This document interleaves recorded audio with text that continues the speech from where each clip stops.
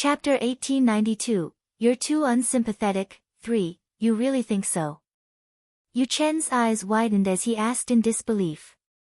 He didn't expect that the carefree-looking Ji Yun could actually be so cold-blooded. If he remembered correctly, Ji Min should be his biological sister, right? What else can I do? Even if something happens to her, I won't take revenge for her. There are some people she can't afford to offend, but she still insists on flying like a moth to the flame. If there are any consequences, she can only bear it herself. Our family will not stand up for her. Ji Yun laughed coldly.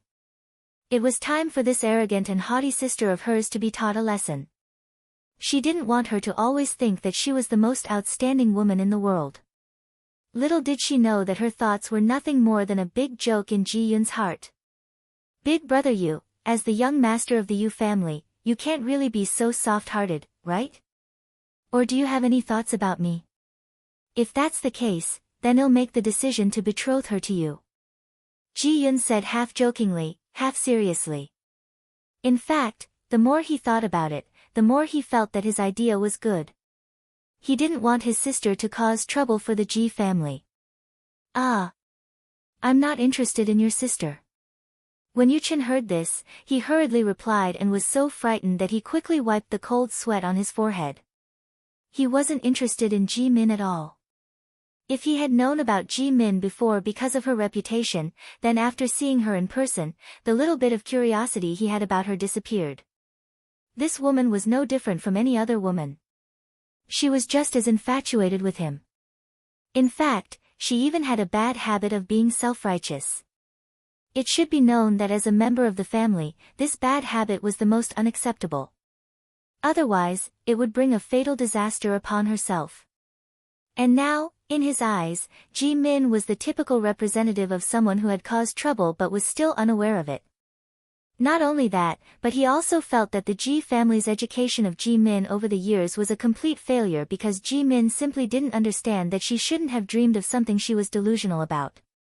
It was no easy feat to dig her own grave. In his eyes, Ji Min was not even as cute as Meng Bao. At least, that woman was very real. She knew what he wanted and what was suitable for him. She was obviously Zhou Kun's nemesis. At the thought of these two people, he could not help but think of how good Meng Bao was to Zhou Kun. He could not help but chuckle softly. Seeing Yu Chen suddenly start to giggle, Ji Yun Shu looked at him in confusion. Brother Yu, what's wrong with you? Brother Yu was really abnormal like this, he was so scared. Ha ha ha. I was just thinking about the time when Meng Bao and Zhou Kun were together. They were very loving.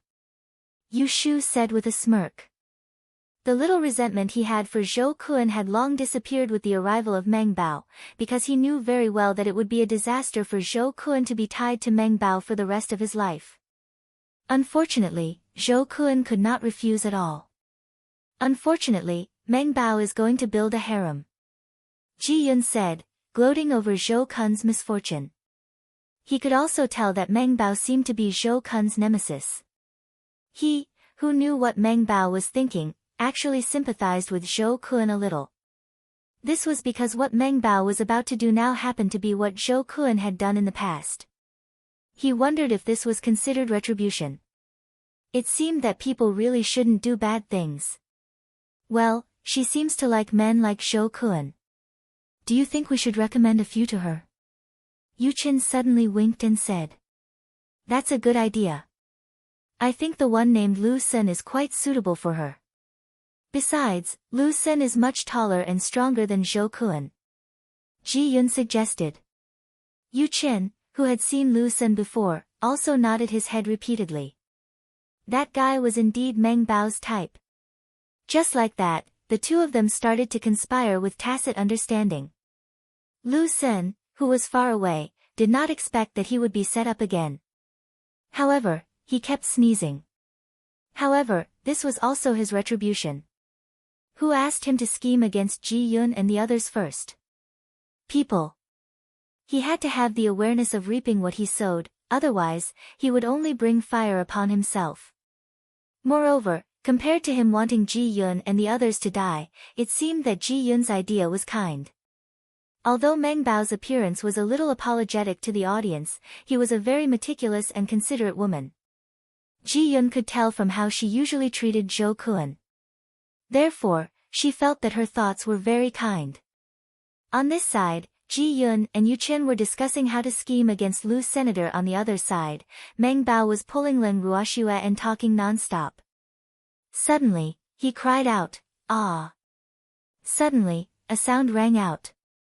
The few of them raised their heads in unison and looked in the direction of the sound.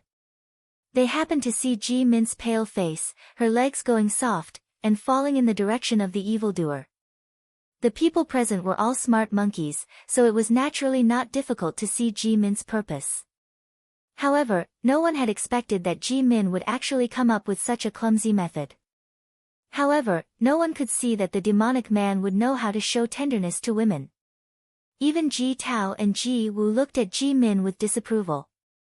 They didn't think that the demonic man would be so easy to scheme against. Fuck. This vixen, I've long seen that she's not a good person, to actually think of your family's weak man. Leng, you can't let her go, or he'll look down on you. After witnessing this scene, Meng Bao immediately swore.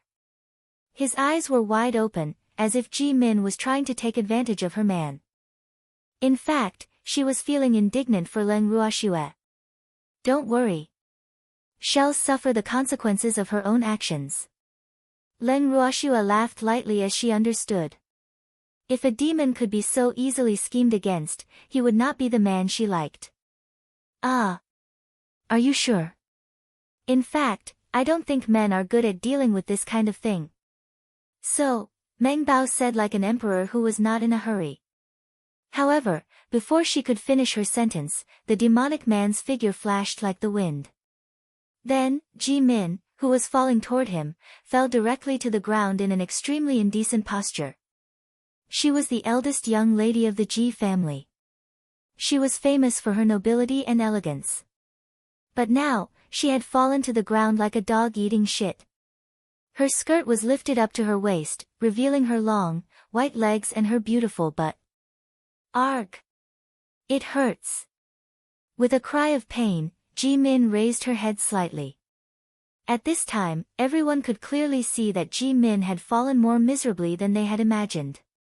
At this time, Ji Min's beautiful clothes that touched the ground had been torn, revealing half of her snow-white jade peaks. Her high nose bridge was also broken by the impact because she directly touched the ground. Her originally beautiful diamond-shaped pink lips were swollen like two sausages and covered with mud. The skin on her face was also damaged in many places. Blood flowed directly from the wound and quickly soaked her entire face.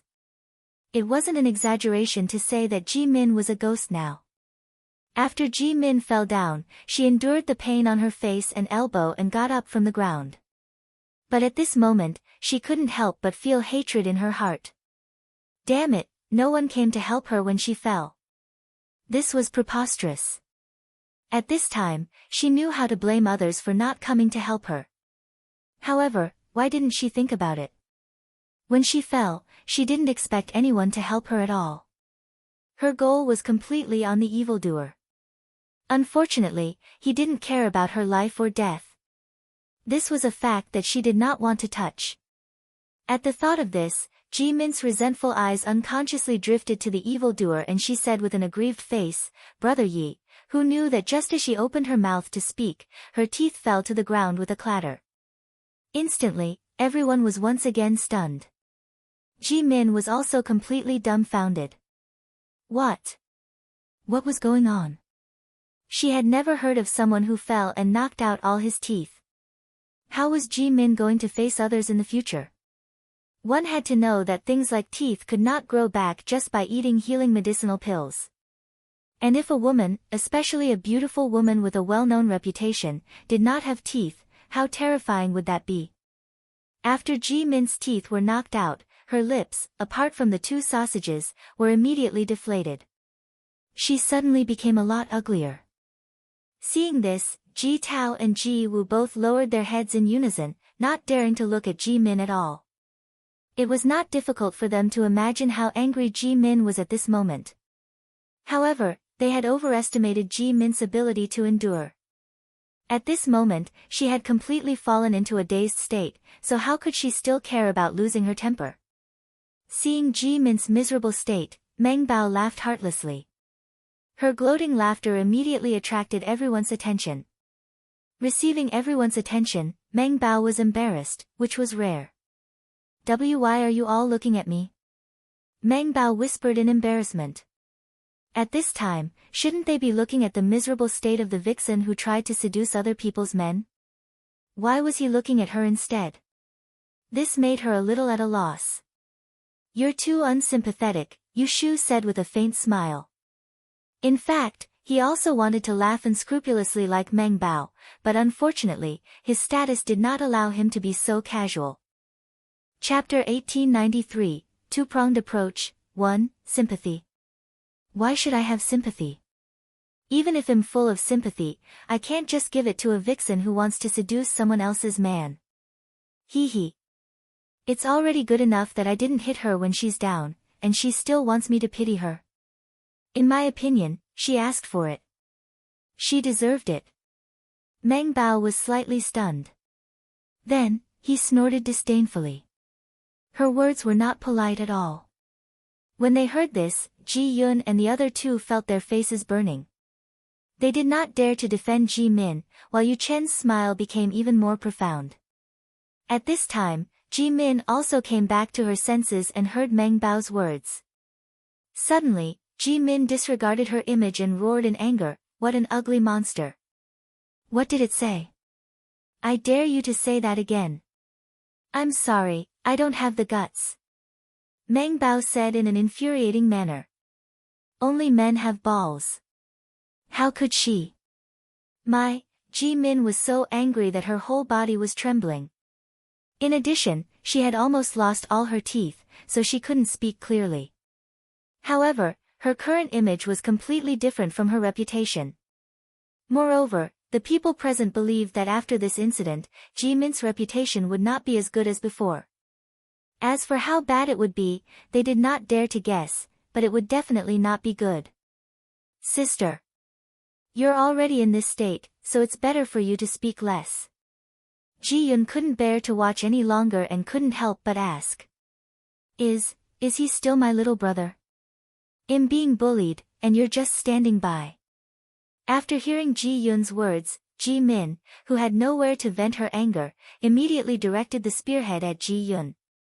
In any case, she was certain that her younger brother would not disrespect her in front of others. "You were bullied?" Ji Yun narrowed his eyes, his face filled with confusion as he repeated himself. Then, he said, "Who bullied you?" Ji Min was so angry that she almost vomited blood at Ji Yun's act of playing dumb. Damn it, Ji Yun clearly didn't want to interfere in her business. This won't do. She was Ji Yun's older sister and the eldest daughter of the Ji family. Therefore, she had to get back at him today. She didn't want to touch Ling Ruoxue for the time being so as not to leave a bad impression on Yu Chen. She couldn't afford to offend Yu Chen either. Therefore, after thinking about it, Ji Min felt that Zhou Kun and that ugly woman should be her punching bags and allow her to vent her anger. Otherwise, where would she put her face as the eldest daughter of the Ji family? At the thought of this, Ji Min stretched out her hand and pointed at Zhou Kun and Meng Bao, making them her targets. "By them," Ji Min said with a slightly aggrieved tone, her beautiful eyes still misty. "Ah." Zhou Kun, who had been targeted even without doing anything, was immediately depressed. Damn it. He didn't even say anything, okay? How could he be wrongly accused? Under the watchful eyes of the public, how could this damned woman have the nerve to accuse her? Zhou Kun couldn't figure it out. Was that person really the noble eldest daughter of the Ji family? Now, no matter how he looked at Ji Min, she was not pleasing to the eye. "I didn't say anything, okay?" Zhou Kun reminded him with a slightly aggrieved expression. This was the first time he had watched a show so obediently in his life. However, he was still shot in the head even though he did that. Was there still justice in this world? At this moment, Zhou Kun finally experienced the feeling of being wronged. Humph. Although she didn't say anything, her expression can't be hidden from me. Ji Min roared in anger. What was her image? She had completely forgotten about it in her extreme anger. Ah. This works too. Miss Ji, I realized that I've only truly gotten to know you today. Thank you for opening my eyes. Zhou Kun cupped his fists and said with a look of admiration on his face. How could he not admire her? Ji Min's ability to lie through her teeth had already reached the peak. What do you mean by that? Upon hearing Zhou Kun's words, Ji Min became even more furious. However, Zhou Kun laughed without saying a word. Hee hee. What else could it mean? I'm saying that you're a hypocrite. Meng Bao interjected. In fact, it was not a big deal for the heiresses of those families to be inconsistent. Inside, Ji Min was so angry that her eyes were bloodshot and her face was ferocious. Coupled with her shriveled sausage mouth, her current appearance was really as terrifying as it could get. Arg! A ghost. It's really too ugly. Upon seeing this, Meng Bao cried out exaggeratedly and hid behind Leng Ruoxue to seek protection. Seeing this, Leng Ruoxue smiled helplessly and said to Ji Min, Miss Ji, if you want to continue throwing a tantrum, no one will stop you. However, I think you'd better take care of your injuries first. You look quite scary now. Besides, everything we do here can be seen by the people outside. I'm afraid that many people will be surprised by your current appearance. So, you have to take care of yourself. After hearing Leng Ruoxue's words, Ji Min instantly calmed down. Then, she took out a healing pill and ate it. In an instant, the injuries on her face and arms were healed, but her teeth could not grow back. That was why her lips were sunken. When she thought of this fact, the flame burning in Ji Min's chest grew stronger and stronger, until it became a sea of fire. However, she had already calmed down and knew that her performance just now could very likely destroy her many years of business in one day. Therefore, she did not dare to act rashly. However, what should she do with her teeth? Without teeth, not only would there be gaps in her speech, but it was also unsightly. Therefore, Ji Min's hair was almost white. In fact, if she was still a high-level deity, she would not be afraid of any injuries to her body. This was because when a high-level deity advanced to become a deity, she would have a chance to repair her bodhi's defects. However, she had already passed through that stage. Therefore, she naturally did not have that opportunity. Her teeth were also part of the body that could not be regrown. Therefore, if there was no good way to repair her teeth, then her life would really be ruined. One might ask, which family would want a head lady who had lost all her teeth? How did this happen? Ji Min couldn't understand. She had clearly calculated it well, but there was a deviation. It was fine that Yi Qin did not catch her tenderly, but how did she fall to the ground? And it fell so badly. How was she going to face others in the future? Now, everyone in the immortal realm probably knows about this matter. Sob. Ji Min only needed to think about it to feel terrified. Moreover, she had lost her composure just now. Now, the perfect image that she had maintained for so many years was gone forever. She was filled with regret. She had always been calm, but when she saw Yi Qin and Leng Ruoxue standing together, she could not control the jealousy in her heart. Otherwise, with her cautious nature, she would not have done something so abnormal. Yes. She had blamed her behavior for being abnormal. This was definitely not her intention. Ji Min thought. At the same time, she had also viewed Leng Ruoxue as her number one enemy. However, this enemy was rather cunning and she was afraid that she wouldn't be able to defeat her with just a few tricks. Hence, Ji Min's attitude towards Leng Ruoxue had become even more cautious.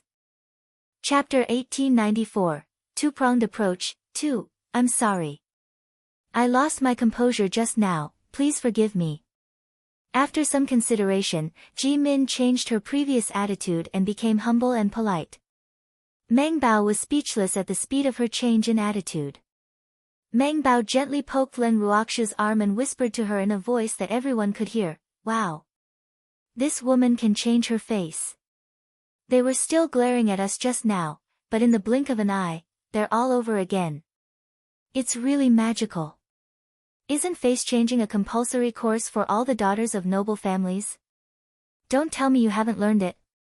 Leng Ruoxia asked indifferently. "Ah. I really haven't learned it." Meng Bao deliberately laughed in embarrassment, which was rare to see on his face. "Then you should learn it. Don't say anything, you'll offend people." Leng Ruoxia reminded him indifferently. If they offended some despicable people, they would not even know how they died. "Why do you want to learn that?" "It's tiring to change faces, I'm not interested." Meng Bao said disapprovingly. "This is called, when in Rome, do as the Romans do." Leng Ruoxia sighed helplessly. Hee. Then it'll be different," Meng Bao said after thinking for a while.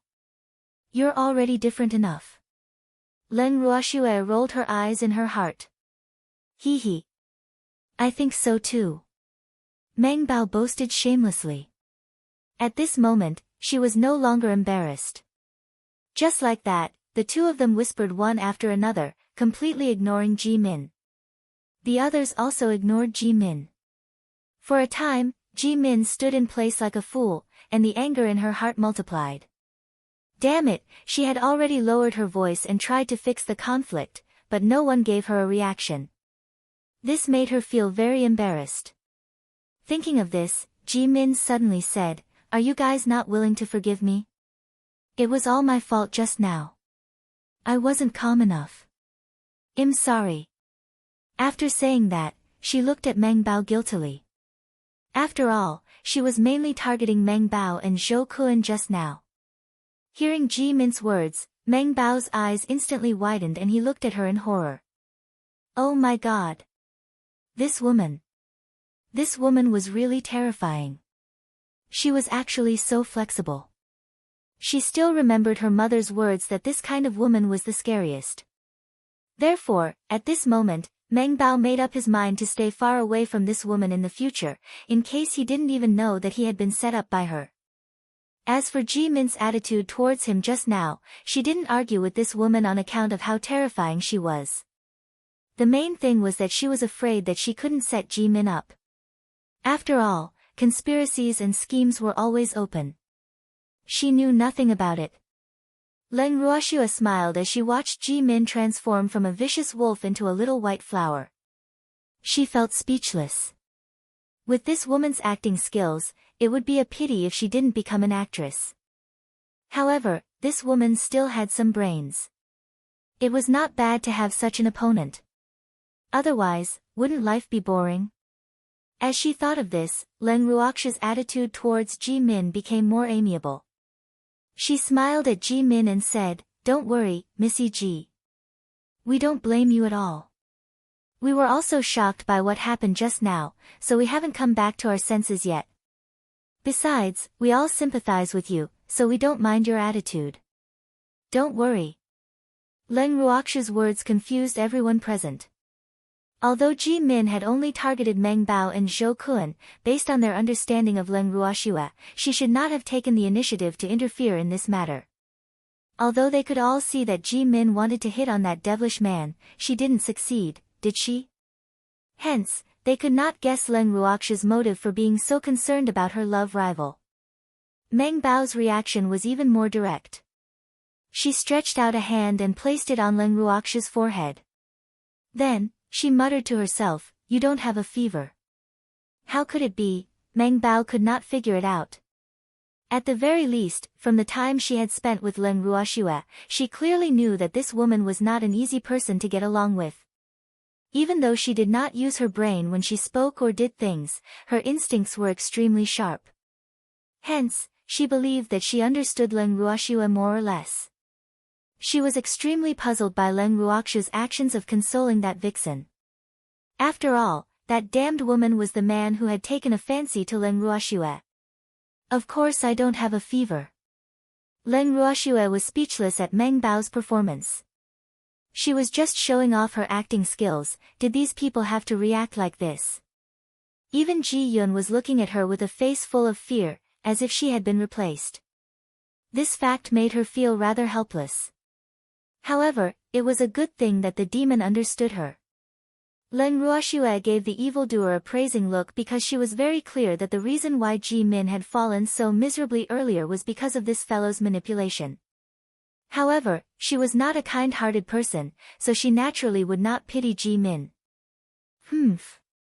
How could she not pay the price for coveting her man? At this moment, the evildoer had walked to Leng Ruoxue's side and saved her from Leopard Meng's demonic grasp. At the same time, he gave Leopard Meng a sharp look. He must be tired of living to be hugging his woman. Meng Bao, who had sensed the meaning of the devilish look, was so frightened by it that her heart trembled. Woo! This man's aura is really too powerful and too terrifying. With just a glance, her little heart began to tremble. Of course, this was not because she was moved, but because she was scared. After giving Meng Bao a warning, the demon hugged Leng Ruoxue and found a corner to sit down. At this moment, Lu Tao and Cui Zhu also served the food they had prepared. He didn't expect it to be so shocking so early in the morning. As the two of them ate, their beautiful eyes sized up Leng Ruoxue, the demon, and Ji Min. Just now, their hearts were in their throats, and their impression of Ji Min had plummeted. Now, they couldn't be bothered with her. After breakfast, Leng Ruoxue and the demon went back into the tent. Seeing this, the flame of jealousy in Ji Min's heart burned wildly again. What are they trying to do by entering the tent in broad daylight? Ji Min's tone was a little questioning, but everyone present only glanced at her indifferently and was prepared to ignore her. They were fiancé and fiancée. What could outsiders do about what they wanted to do in the tent? Everyone, including Ji Tao and Ji Wu, thought the same, so no one responded to her words. Ji Tao. I'm asking you a question. Seeing that no one was paying attention, Ji Min felt embarrassed and could only call out names. Arg. What's wrong? Ji Tao, who was called out, played dumb. Although he had always been quite protective of Ji Min, this time, he didn't know how to protect her. Did you not hear what I said? Ji Min's face was red as she said unhappily. Chapter 1895, Two-Pronged Approach, 3, What did he say? Ji Tao was determined to play dumb to the end. I say, what are they trying to do by entering the tent in broad daylight? Ji Min repeated. Oh. I don't know. Ji Tao blinked his eyes and said with an innocent face. However, he couldn't help but secretly complain in his heart. Did he look like he was easy to bully? Why did Ji Min always make him the first target? This made him very depressed. What about you guys? What do you guys think? When Ji Min saw that she couldn't get anything out of Ji Tao, she couldn't help but feel a little angry, so she simply turned the topic to everyone present. May I know what identity and position you're in to question us, Miss Ji? Yu Chen, who had originally planned to remain silent, opened his mouth. Yup. Who do you think you are? Do we have to answer just because you asked? Meng Bao was even more direct and did not give Ji Min any face. I was just a little curious and wanted to discuss it with you. Ji Min's face was red as she suppressed the anger in her heart and said with some embarrassment. Curious? Hee hee. You just need to pull a man into the tent and you'll know what they're going to do, right? Meng Bao said with a wretched expression. He even winked at Ji Min ambiguously, making her feel both embarrassed and angry. You, how could you be so? So, Ji Min stammered again. In fact, she wanted to say something so obscene, but she deliberately did not finish the sentence to give everyone some space to think. Is he so perverted and obscene? Hee hee. This is called the truth, unlike some people who are obviously dirty in their hearts but pretend to be noble and generous. Who are you pretending for? Meng Bao pointed at the mulberry and scolded the locust, his face full of disdain. You, Ji Min was so angry that she couldn't say anything. In the face of such a vulgar woman like Meng Bao, her previous means were completely useless. This made her feel like she was playing the zither against a cow.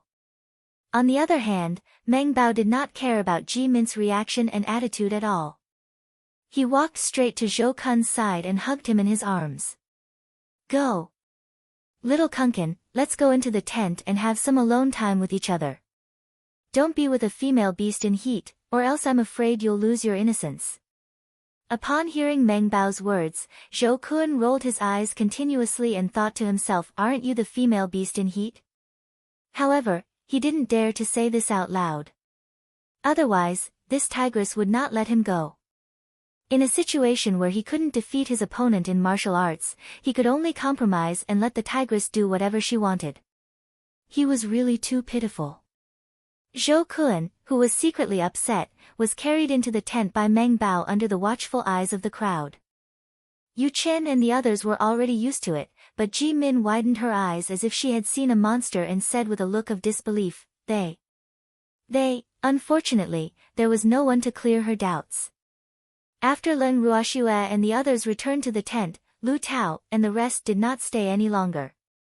They did not even greet Ji Min and directly entered the tent. Ji Min looked at the gradually decreasing number of people and widened her eyes in disbelief. Just as Ji Yun was about to return to his tent to be alone, he was stopped by Ji Min. Xiao Yun, I have something to discuss with you.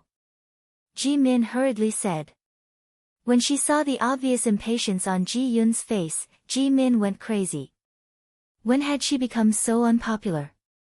In the past, even if Ji Yun didn't like her, he wouldn't show it on his face. But now, the way Ji Yun looked at her was as if she was a pile of shit. This was something she couldn't accept. I have nothing to say to you. Ji Yun said indifferently. He didn't even look at Ji Min as he walked around her and prepared to return to his tent. Upon seeing this, Ji Min thickened her skin and followed him in. Then, she looked at Ji Yun with a serious expression. This is very important. It concerns our future. Oh. Since that's the case, then tell me. Ji Yun said with a smile that was not a smile.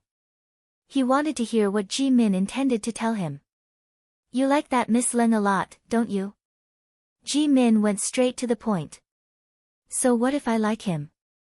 So what if you don't like it? Ji Yun didn't answer directly, but Ji Min took his reaction as a silent admission. After all, she thought she understood her brother very well. Moreover, the affectionate gaze that Ji Yun used to look at Leng Ruoxue didn't escape her eyes. If you like her, you should take the initiative to fight for her. Otherwise, she will belong to someone else. Ji Min said in a somewhat resentful tone. Her impression of Ji Yun had always been that he was willful and reckless.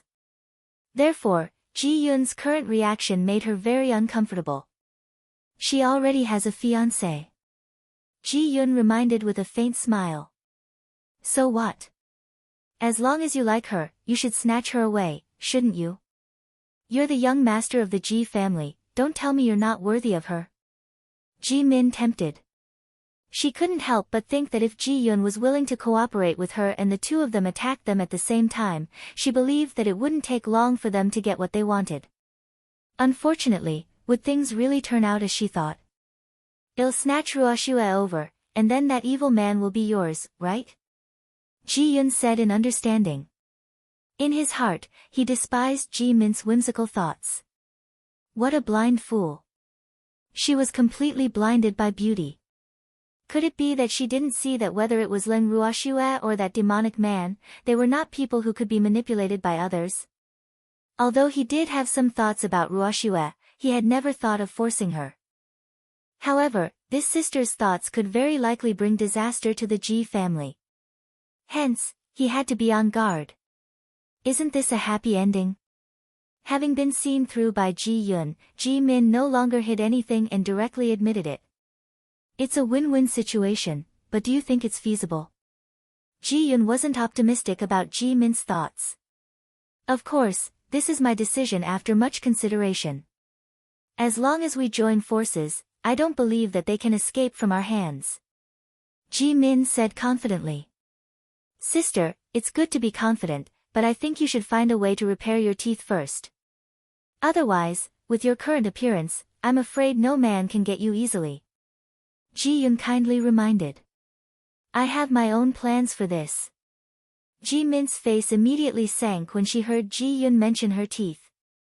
She spoke in an unpleasant tone. You just have to find a way to keep that woman busy, she said. Leave brother Yi to me. All right. Ji-yun nodded. He wanted to see what this self-righteous sister of his would do. Xiaoyun, as long as you cooperate with me, we'll definitely get what we want. Ji-min worriedly warned. No problem. Just tell me what you want to do. I'll find a way to cooperate with you. Ji-yun agreed, but in his heart, he wanted to watch a good show. After all, he didn't think that his sister, Ji-min, would have a chance to succeed. Then, I wish us a happy cooperation. Ji-min said with satisfaction. At this moment, her entire body and mind were filled with excitement. She simply didn't think about why her younger brother, who loved to oppose her the most, would agree so readily. However, even if she thought about it, she would probably think that this was the charm of love. After Ji-min got her wish, she left Ji-yun's tent without looking back. Not long after she left, Yu-chin came again. Brother Yu, did you make an appointment with my sister? The two of them actually had such a tacit understanding and came to find me one after another. Ji-yun laughed as he teased. Don't talk nonsense. I saw that she was looking for you, so I came to take a look.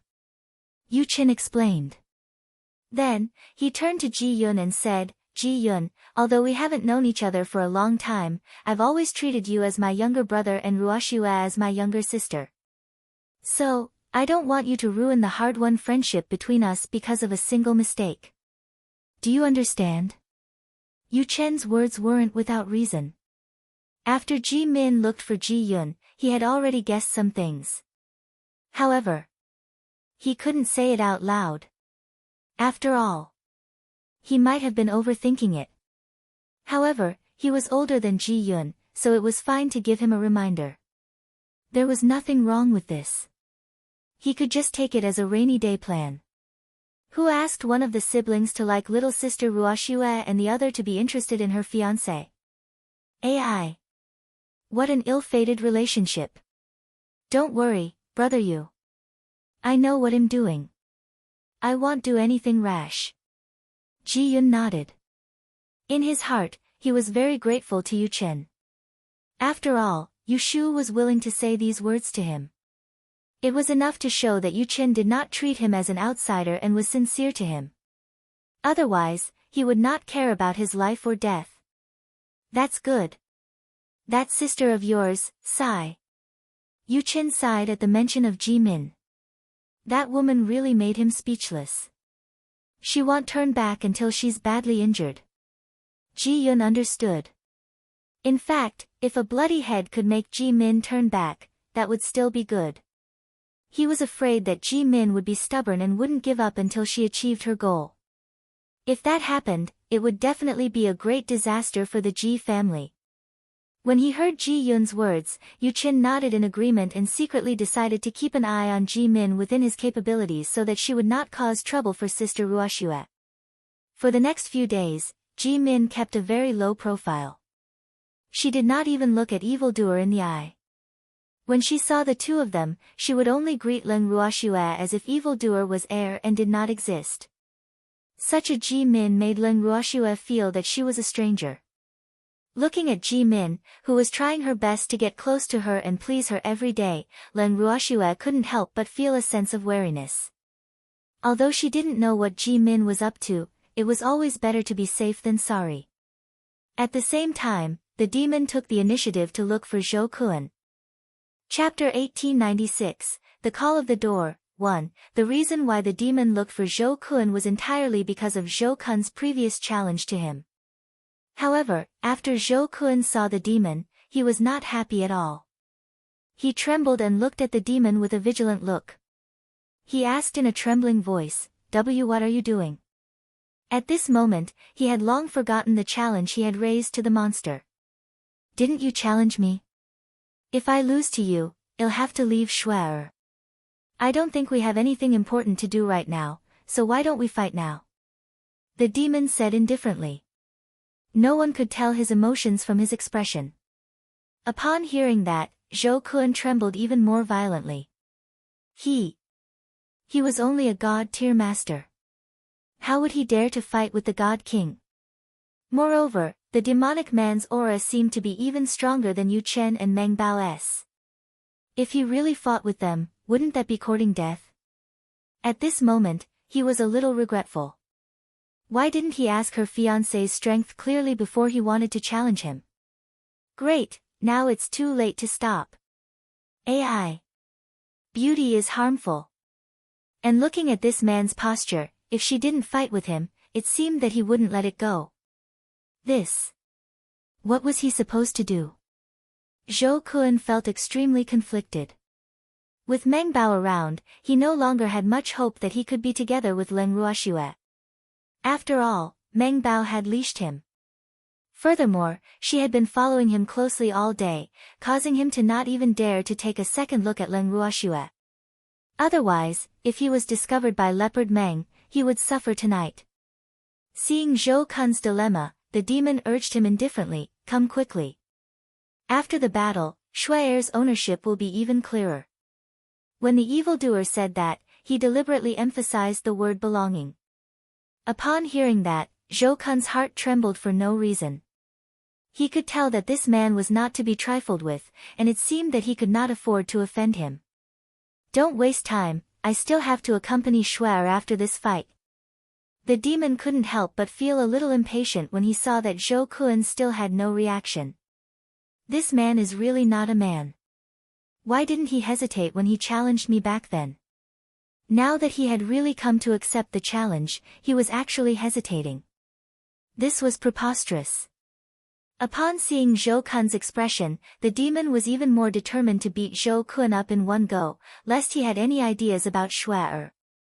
In fact, when he first heard about this matter, he had intended to make Zhou Kun suffer a fate worse than death. He actually dared to have designs on his woman. Wasn't he courting death?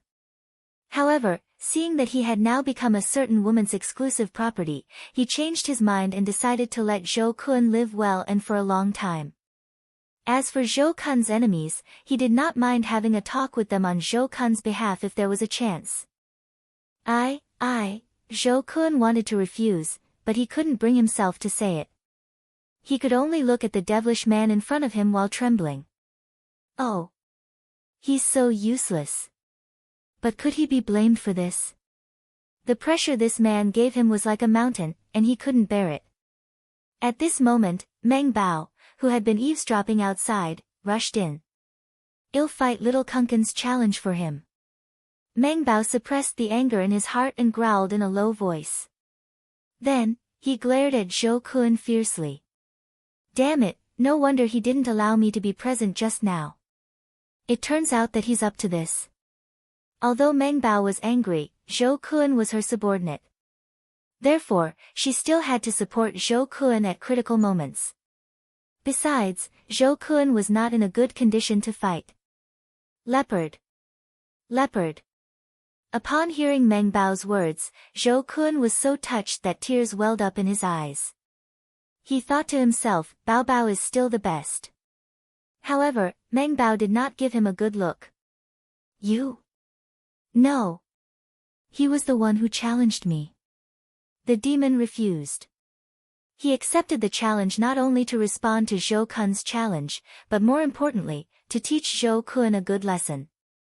If Meng Bao took action on Zhou Kun's behalf, there would be no point in accepting the challenge. Therefore, how could he possibly accept it? Why not? Little Kunken is my man. I can help him. Meng Bao said in dissatisfaction. Her intuition told her that this demonic man looked down on her, so he didn't want to fight her. He's a man. If news of him letting a woman stand up for him were to spread, would he still think of having a foothold in the divine realm in the future? The demon said in a light tone. But he he can't fight in his current condition. Meng Bao stammered. She knew that Zhou Kun's reputation would be affected if she took action. However, Zhou Kun was pregnant with her baby. How could she allow Zhou Kun to fight with someone at this time? What if she accidentally hurt her child? Why can't I? The demon asked in confusion. His handsome face was filled with confusion. He's pregnant, so he can't use force. I hope young Master Yi can understand. Meng Bao said honestly. Oh. So it's like this. The demon nodded his head and suppressed his laughter. I can understand that he can't use force because he's pregnant, but how do I deal with the challenge he issued to me? Could it be that she had to wait for him to give birth to the child? I can't wait that long. The demon seemed to be in a difficult position, his handsome face full of conflict. Didn't I say that he'll fight in his place? Meng Bao reminded. I've also said that I refuse. The demon said, leaving no room for discussion. Then you'll have to wait for him to give birth to my child before you come to find him. Meng Bao said unhappily, but he had made up his mind to let Zhou Kun give birth one after another, in case this evil man really came to settle scores with Zhou Kun. She did not want to give this demon a chance to hurt her little Kun. All right then. Seeing this, the demon could only agree. Then, he left with a face full of regret. As soon as the demon left, Zhou Kun immediately took the initiative to hug Meng Bao, feeling extremely touched. He said gratefully, Leopard, it's all thanks to you. Otherwise, I'm afraid I wouldn't even know how I died today. He still had lingering fear in his heart. You just found out. I'll let you challenge anyone you want. I'm asking you to randomly issue a challenge to others. Meng Bao pinched Zhou Kun's strong body with all his might, feeling resentful that Zhou Kun had failed to live up to his expectations. Zhou Kun was in so much pain that he kept squeaking. Woo-woo. Leopard, I know I was wrong, stop pinching me. It hurts. Zhou Kun begged for mercy as he dodged. The wretched woman was ruthless, and she only pinched a little bit of his flesh. It was so painful that he wanted to bang his head against the wall. You'll die from the pain. Although she knew that little Kunkin had been coveting Leng Ruoxue, with her around, little Kunkin's wishful thinking would naturally fail. However, when she saw her fiancé looking for her, she could not help but feel sour inside. Leopard. I'm dying from the pain, are you willing to do that? Zhou Kun pretended to be weak because he knew very well that Meng Bao was his backer now. Without Meng Bao's protection, he would be in a very miserable state. Hence, no matter what his purpose was, he had to coax this woman at this moment. Chapter 1897, The Call of the Door, 2, What's there to be reluctant about? It's not easy to find a two-legged toad, but there are many two-legged men. Meng Bao said disapprovingly. If it were in the past, she would never have said such words. However, ever since she had Zhou Kun by her side, her self-confidence had skyrocketed, and she seemed to have seen the blueprint of her future harem. Therefore, she was a little smug. Leopard, I'm sad. Upon hearing that, Zhou Kun looked hurt and glared at Meng Bao resentfully.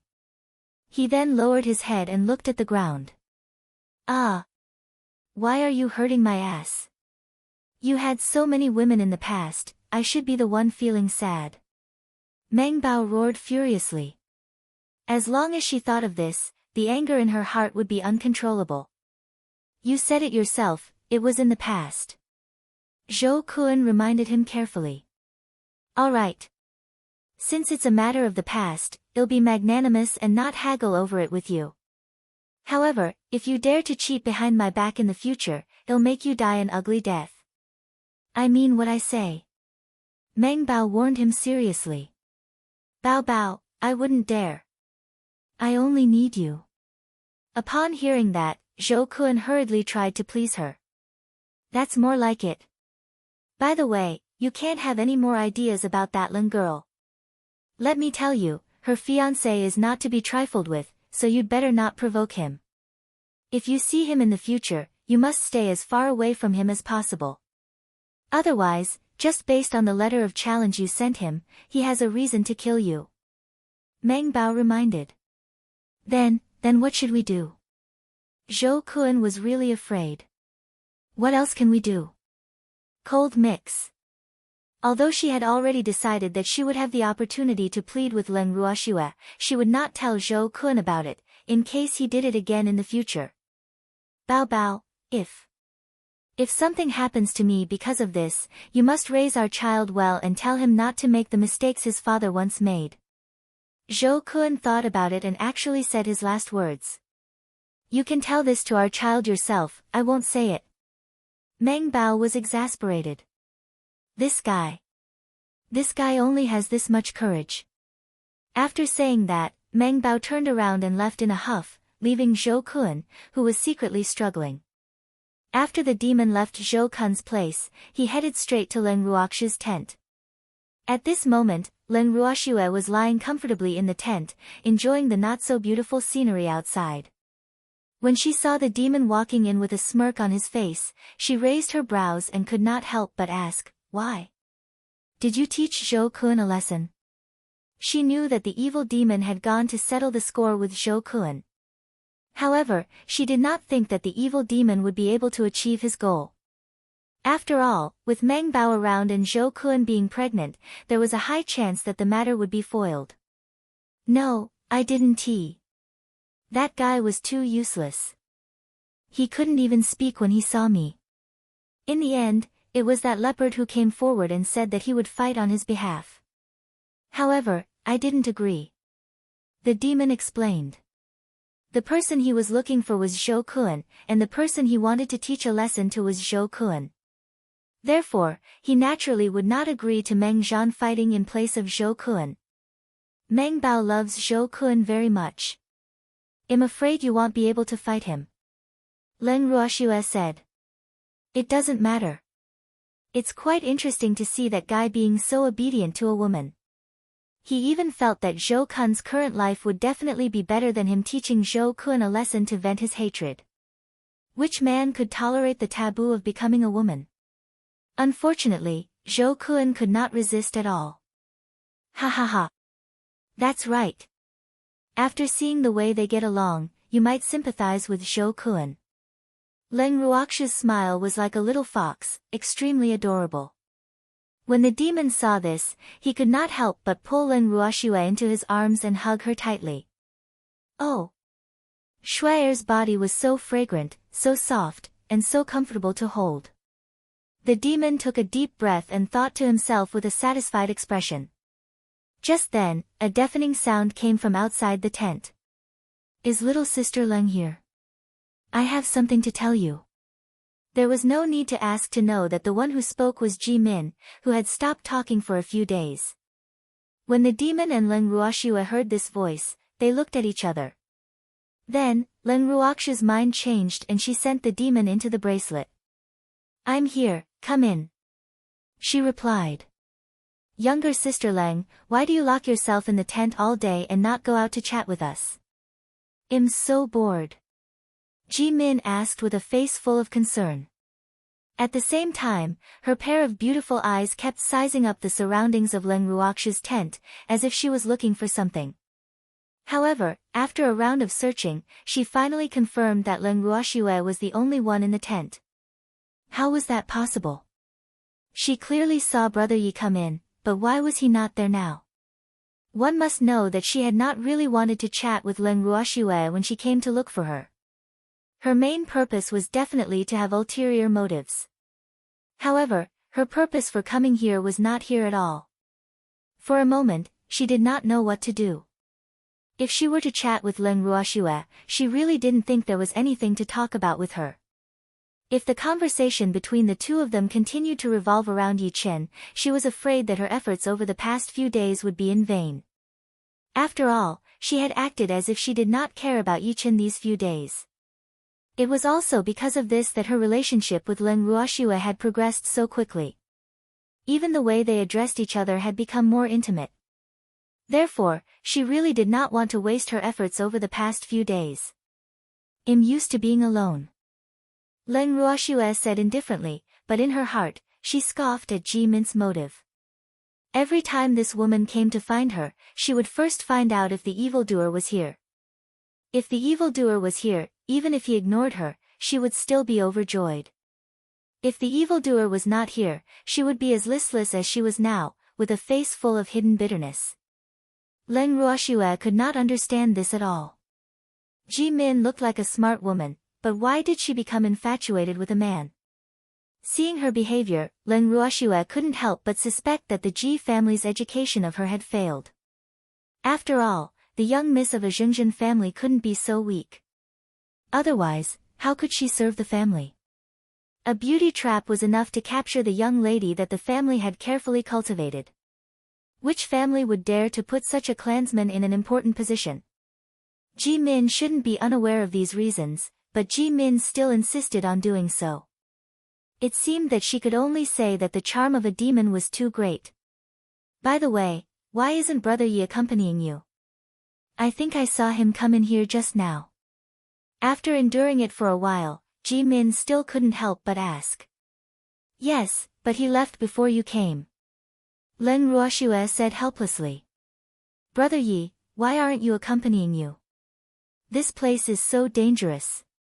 Ji Min said with a disapproving look, but she was thinking in her heart, if Brother Yi didn't accompany you, how would I have the chance to see him? How would she have the chance to perform well in front of him? Chapter 1898, The Call of the Door, 3, Dangerous? We've been here for almost a month, and we've only seen a few people. How could there be danger? Leng Ruoxue said disapprovingly. However, she was thinking in her heart, where did the people who entered this place go? Could this place really be boundless? She had always been suspicious of this. Since it's a competition, it's impossible to be without danger. It looks calm now, but I can only say that the time isn't right. So, Brother Yi should be by your side every day, so that he can protect you well. Ji Min said very seriously.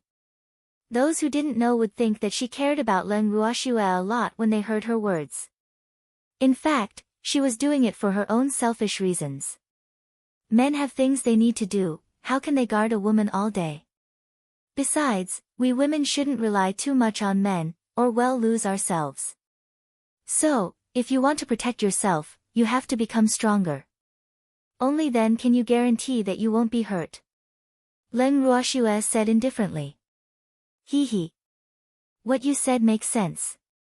Ji Min agreed with an embarrassed smile. Miss Ji, what's the matter? With a faint smile, Leng Ruoxue took the initiative to ask about the reason why Ji Min had come to look for her. Or rather, it could be said that it was an excuse. I want to ask you when we're leaving this place. The gears in Ji Min's head turned quickly. She thought for a while and said, actually, the main reason she came to look for Leng Ruoxue was to see Yechen. She said that she had something to do because she was afraid that Leng Ruoxue would refuse to see her. Otherwise, why would she come to look for Leng Ruoxue for no reason? We don't plan to leave this place. Leng Ruoxue said with a smile. Arg! Don't tell me you guys want to stay here until the end of the competition? Ji Min asked in surprise. How could this be? If she stayed here, how would she have the chance to see Yechen? After all, even if she came to look for Leng Ruoxue every day, she could not guarantee that she would be able to see her sweetheart every time. Why not? Leng Ruoxue laughed. But this is a competition.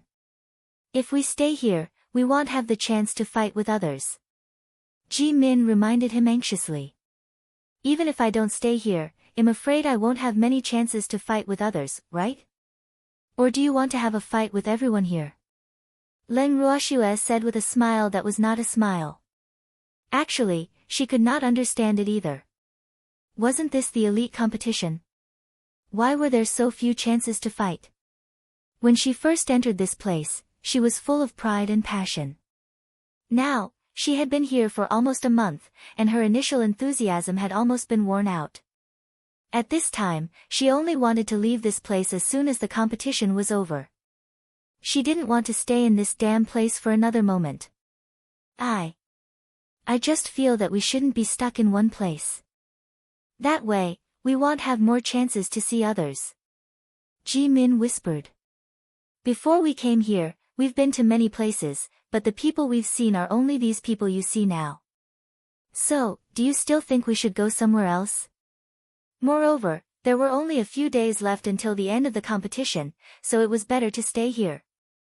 Of course, if you can't stay here any longer, you can go to other places to have a look. I won't stop you. Leng Ruoxue said with a smile. In other words, she was saying that they would not leave this place. I was just making a suggestion.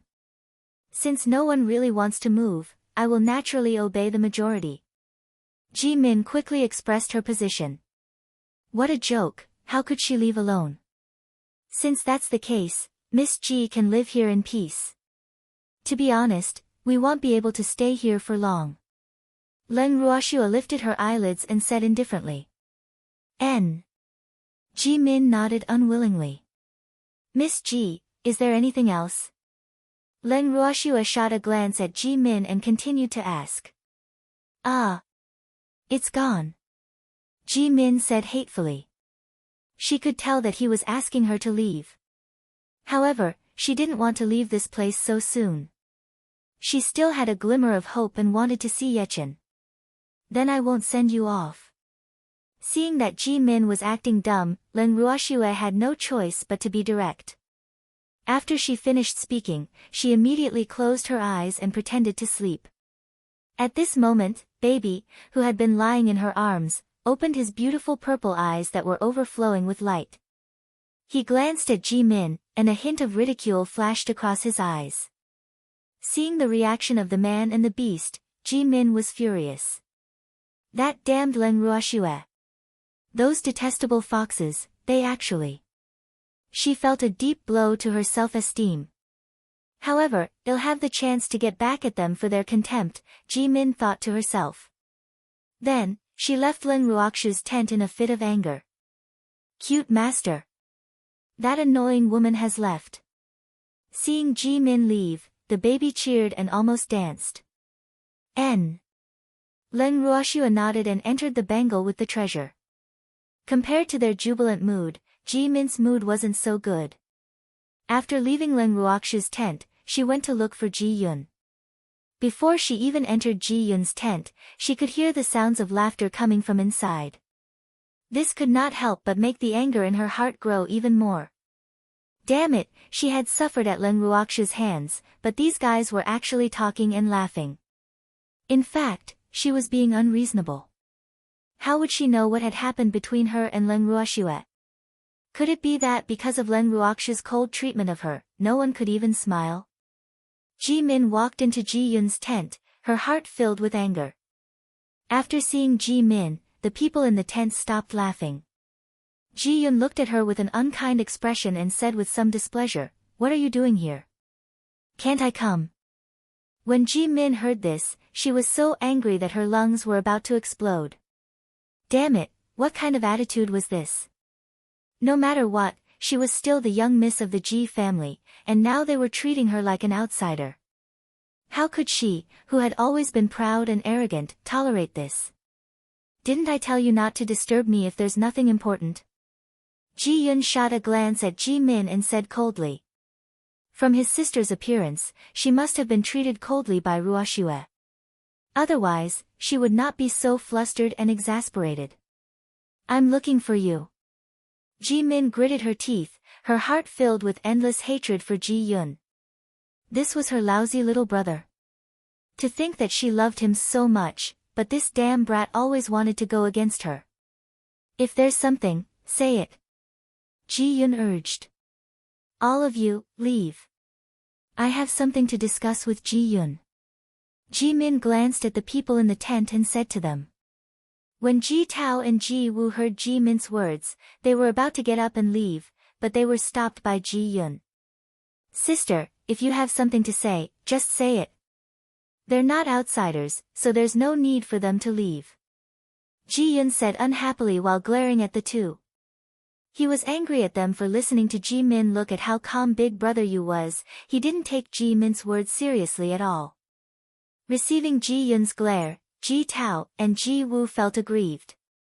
Could they not leave? Ji Min was the eldest miss of the Ji family, and her status in the Ji family was above theirs. If they didn't give Ji Min face and were later sued by Ji Min, the losses would outweigh the gains. When Ji Min heard Ji Yun's words, she was so angry that smoke seeped out of her 7 orifices. She fiercely glared at Ji Yun before turning around and leaving in a huff. Seeing Ji Min leave, Ji Yun laughed complacently. He knew that Ji Min's words would be shameful, hee. Ah! Suddenly, a cry of surprise came from outside the tent. Ji Tao and Ji Wu's expressions changed upon hearing this. It's Sister Min.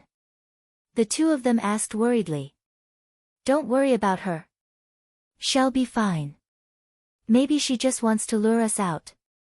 Ji Yun disapproved. But, Ji Tao was a little uneasy. However, before he could finish his sentence, he swallowed his words under Ji Yun's glare. Ji Yun's gaze just now was so frightening. At this moment, the earth suddenly trembled and the entire space trembled. Ji Yun and the others looked at each other and then rushed out of the tent without hesitation. At the same time, Leng Ruoxue, the demon, Lu Tao, Cui Zhu, Meng Bao, and Zhou Kun, who felt that something was amiss, ran out of their tents. They gathered together when they saw Ji Yun and the others. What happened? Leng Ruoxue couldn't help but ask. Her beautiful eyes were searching everywhere. Other than Ji Min, everyone was here. Didn't that mean that something had happened to Ji Min? However, just as she finished her sentence and before the crowd could respond, the space in front of them started to distort. Following that, a few white lights flashed and enveloped Leng Ruoxue and the rest within. When the blinding light disappeared, Leng Ruoxue and the others opened their eyes. They realized that they were no longer in their campsite.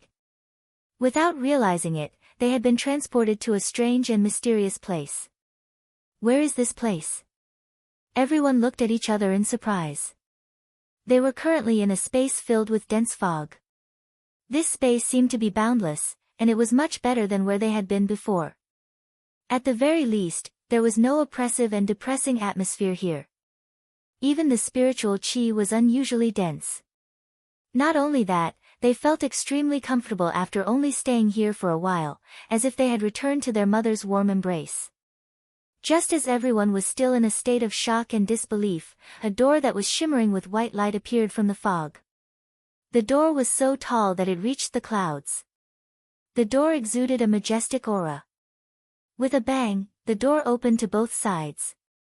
The aura that came from the door seemed to be calling Leng Ruoxue and the others, causing them to walk towards the door involuntarily. Chapter 1899, Dream Dust Space, 1, Leng Ruoxue and the rest followed the feeling in their hearts and walked through the door. After passing through a wide passage, they arrived at a square. At this moment, the square was already filled with people. However, most of them looked very confused. It was obvious that they had not yet adapted to the sudden change. Not only were there god-level masters, but there were also divine lords, divine kings, and divine emperors. It should be said that the representatives of almost all the families who had come to participate in the competition were gathered here. Seeing these people, Leng Ruoxue's suspicion grew even deeper. What did he mean by gathering all of them together? However, she still maintained a calm and composed look on her face. At this moment, the Ning family's participants saw Leng Ruoxue and quickly went up to greet her. Miss Leng, we finally get to see you. The one who spoke was an elder of the Ning family. He was about 40 years old, handsome, and had the strength of a divine emperor. The moment he saw Leng Ruoxue, his eyes seemed to be filled with tears. He was also the vice leader of the Ning family. When Leng Ruoxue saw how agitated this old man was, she could not help but feel a sense of exasperation. What was going on? Why did it seem like the emperor had found his organization when he saw her? Or did something happen that she didn't know about? Elder Yi, what happened? Leng Ruoxue asked with a suspicious look. No, it's just that I haven't seen Miss Leng for too long, and I really miss her. Elder Yi said, slightly embarrassed. His cheeks were even slightly red. When the demon heard his words, he glared and snorted coldly, dissatisfied. Ah! When Elder Tong saw the evildoer's reaction, he was so frightened that he shrunk his neck. He smiled bitterly and transmitted his voice to Leng Ruoxue. Miss Leng, to be honest, this time's elite gathering seems to be different from the past. I don't know if this is a good or bad thing. AI. What's different? Leng Ruoxue was very curious. In the previous elite meetings, everyone should have already started fighting by now. However, we are still standing here. More importantly, we don't even know where we are. However, what is certain is that we can't start a war even if we want to. It seems that our strength has been restricted by someone, and no one can fight. Elder Chu explained helplessly. Previously, there were families who hated each other. When they saw each other, they were ready to attack. However, they realized that they could not use their divine skills at all. From that, they knew that they could not attack at this time. How did this happen? Leng Ruoxue asked in surprise. No wonder these people were all standing here with blank expressions. Now, she finally knew the reason. Furthermore, now that everyone is gathered together, if we were to really fight, I'm afraid, Elder Chu wanted to speak but stopped halfway. However, Leng Ruoxue understood what he meant. Now that the participants from the various groups were all gathered together, the number of casualties would be incalculable if they were to fight. This would also give those who wanted revenge the best chance. Hence, if they were to really fight, this battle would be extremely bloody. Elder Yi, now that things have come to this, there's no point in thinking about it. However, I believe that since someone has gathered all of us here, they definitely won't let us stand here stupidly. So, since we're already here, let's just take it one step at a time. When the time comes, everyone will adapt to the situation. Leng Ruoxue said after some thought. Elder Tong nodded his head slightly. After seeing Leng Ruoxue, his originally anxious heart actually calmed down. Furthermore, the family head had repeatedly reminded them to follow Leng Ruoxue's lead if they had the chance to see her after entering the special space. Hence, when he saw Leng Ruoxue, it was as if he had seen his backbone. Following that, Leng Ruoxue transmitted her voice to evildoer, Ji Yun, and the others, briefly explaining the situation that Elder Yi had told her. After everyone understood, they stood at their original positions and waited for the situation to unfold. Miss. All of a sudden, Leng Ruoxue heard a familiar voice. She raised her head and saw Feng De, Lin Yuan, and the rest walking in their direction with large strides. However, who was the girl following behind them? The girl looked very young. She had a childish face and was full of youthfulness. Although she wasn't very beautiful, she gave people a feeling of vitality. Miss.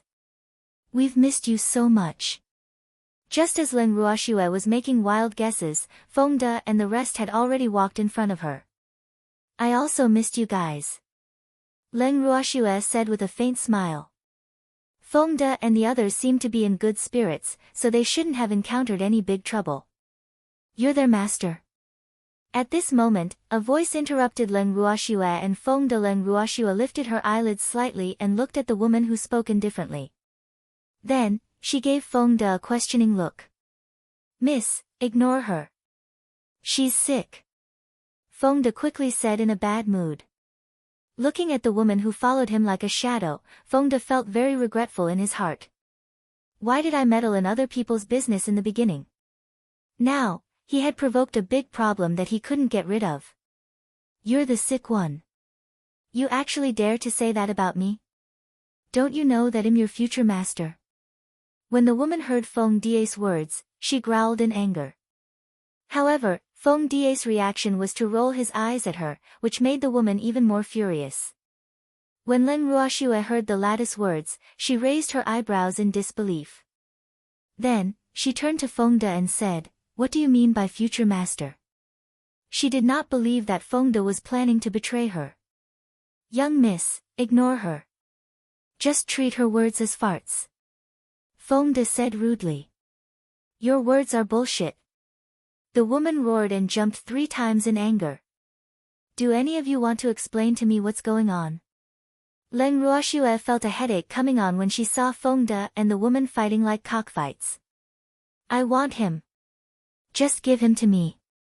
When the woman heard Leng Ruoxue's words, she immediately went straight to the point. You want him? I'm sorry, but he already has a master. I can't make a decision for him. Hearing the woman's overbearing words, Leng Ruoxue was speechless. She couldn't help but guess in her heart, it's only been a few days since we last met, how did Feng De get involved with Tao Hua? This time, he was probably going to be out of luck, because she could already feel the cold air coming from Green Peach's body. Feng De. You're on your own. Aren't you his master? Why couldn't she make a decision for him? State your price. I want him. The woman said stubbornly. Offer a price? I don't understand what you mean. Leng Ruoxue asked indifferently. Name a price and let me have him. You don't even understand this. The woman looked at Leng Ruoxue as if she was looking at an idiot. She thought to herself, why is this woman's comprehension ability so bad? To think that she was so pretty, but she was actually a fool. Chapter 1900, Dream Dust Space, 2. It was fortunate that Leng Ruoxue did not know what this woman was thinking. Otherwise, she would definitely be depressed. How was she stupid? It was clearly this woman who didn't make things clear. Moreover, how could feelings be measured by money? He even wanted to buy her subordinates from her. Who did he think she was? She wasn't a human trafficker. I don't understand. My subordinate will not sell. Of course, if he is willing to follow you, I will not stop him. Leng Ruoxue said calmly. You said it. When the woman heard Leng Ruoxue's words, she said happily. Then, she turned to Feng De and said, you heard it. She doesn't care about you at all, and she's going to send you to me. Leave her quickly and follow me in the future. When the woman said this, her delicate face was full of pride. However, when Leng Ruoxue heard the woman's words, she could not help but widen her eyes. Did she hear it wrong? When did she say that she would give Feng De to her? Pfft! A sneer sounded in everyone's ears. When the woman heard the laughter, she raised her head unhappily and looked at the person who laughed. What are you laughing at? What's so funny about that? The woman was furious because her intuition told her that this person was laughing at her. The person who laughed out loud was Ji Yun. He spoke with an innocent expression, Miss, although I don't know who you are, I don't think it's a good idea to force a deal, right?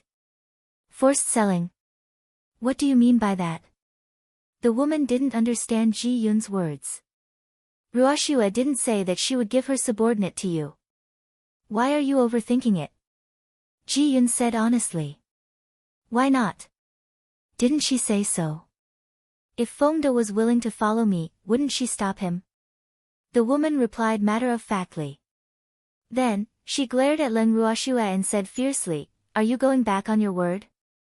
I'm not going back on my word, but Feng De didn't say he wanted to follow you, did he? Leng Ruoxue was helpless. It seemed like there was a generation gap between them. Hearing Leng Ruoxue's words, the woman immediately turned to look at Feng De and pressed on, Feng De, tell your previous master that he'll be following me from now on. I won't follow you. I told you. Feng De rolled his eyes and said speechlessly, there was something wrong with this woman's ability to understand. How could you lie to me? When the woman heard this, tears immediately welled up in her eyes, ready to flood the Golden Mountain at any moment. How did I lie to you? Don't spout nonsense. Feng De's eyes widened as he said in disbelief, fuck. This woman was too good at spouting nonsense. Wasn't she clearly maligning him? Thinking of this, he looked uneasily at Green Peach's cold face. His heart was so nervous that it was like a little rabbit. He was jumping around. He was definitely more wrong than Do-e. You saved me, so you're mine. How can you abandon me? The moment the lady finished speaking, Lin Ruoxue and the rest had a strange look on their faces. It seemed like this was trouble caused by saving someone. I saved people and saved problems.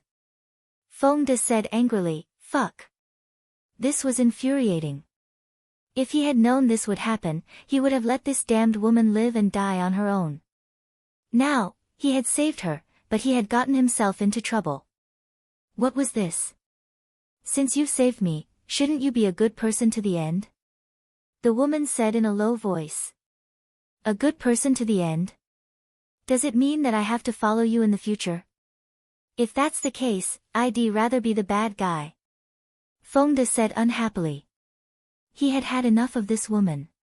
He really didn't know what this woman's brain was made of. How could she have such a strange idea? Or was it that whoever saved her would be unlucky? Feng De's words made the woman's tears start to well up in her eyes, but they did not fall. When she heard this, everyone understood and could not help but sigh in their hearts. You can't just save people randomly. Otherwise, if he saved someone like this and had to follow her in the future, he would be depressed. Feng De's matter rang an alarm bell for everyone. Lin Ruoxue's head started to hurt as she watched the woman sobbing in front of them. What was going on? She couldn't help but glare at Feng De, then she said to the woman, now that things are clear, you can give up, right? Why? Why did it turn out like this?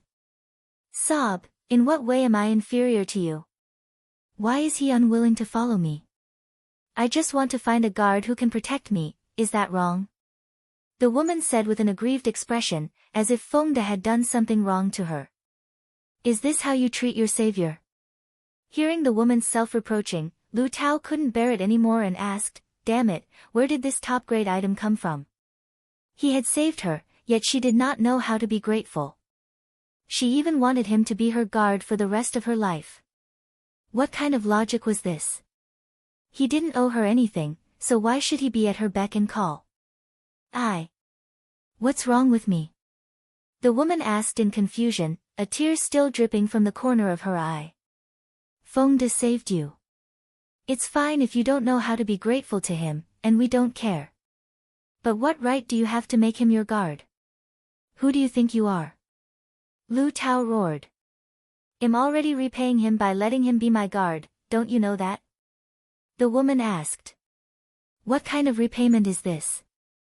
Don't tell me you think it's an honor to be your guard. Lu Tao mocked. Of course. Being able to be my guard is enough to show that I think highly of him. You should know that not just anyone is qualified to be my guard. The woman's face was filled with pride. She truly felt that it was a great honor to be her guard. Hearing this woman's extremely narcissistic words, Lin Ruoxue and the others were completely speechless. It was rare to see a woman who could be narcissistic to this extent. Thank you for thinking so highly of me, but I don't need it. Feng De said, although he had said this more than once. You actually don't know what's good for you.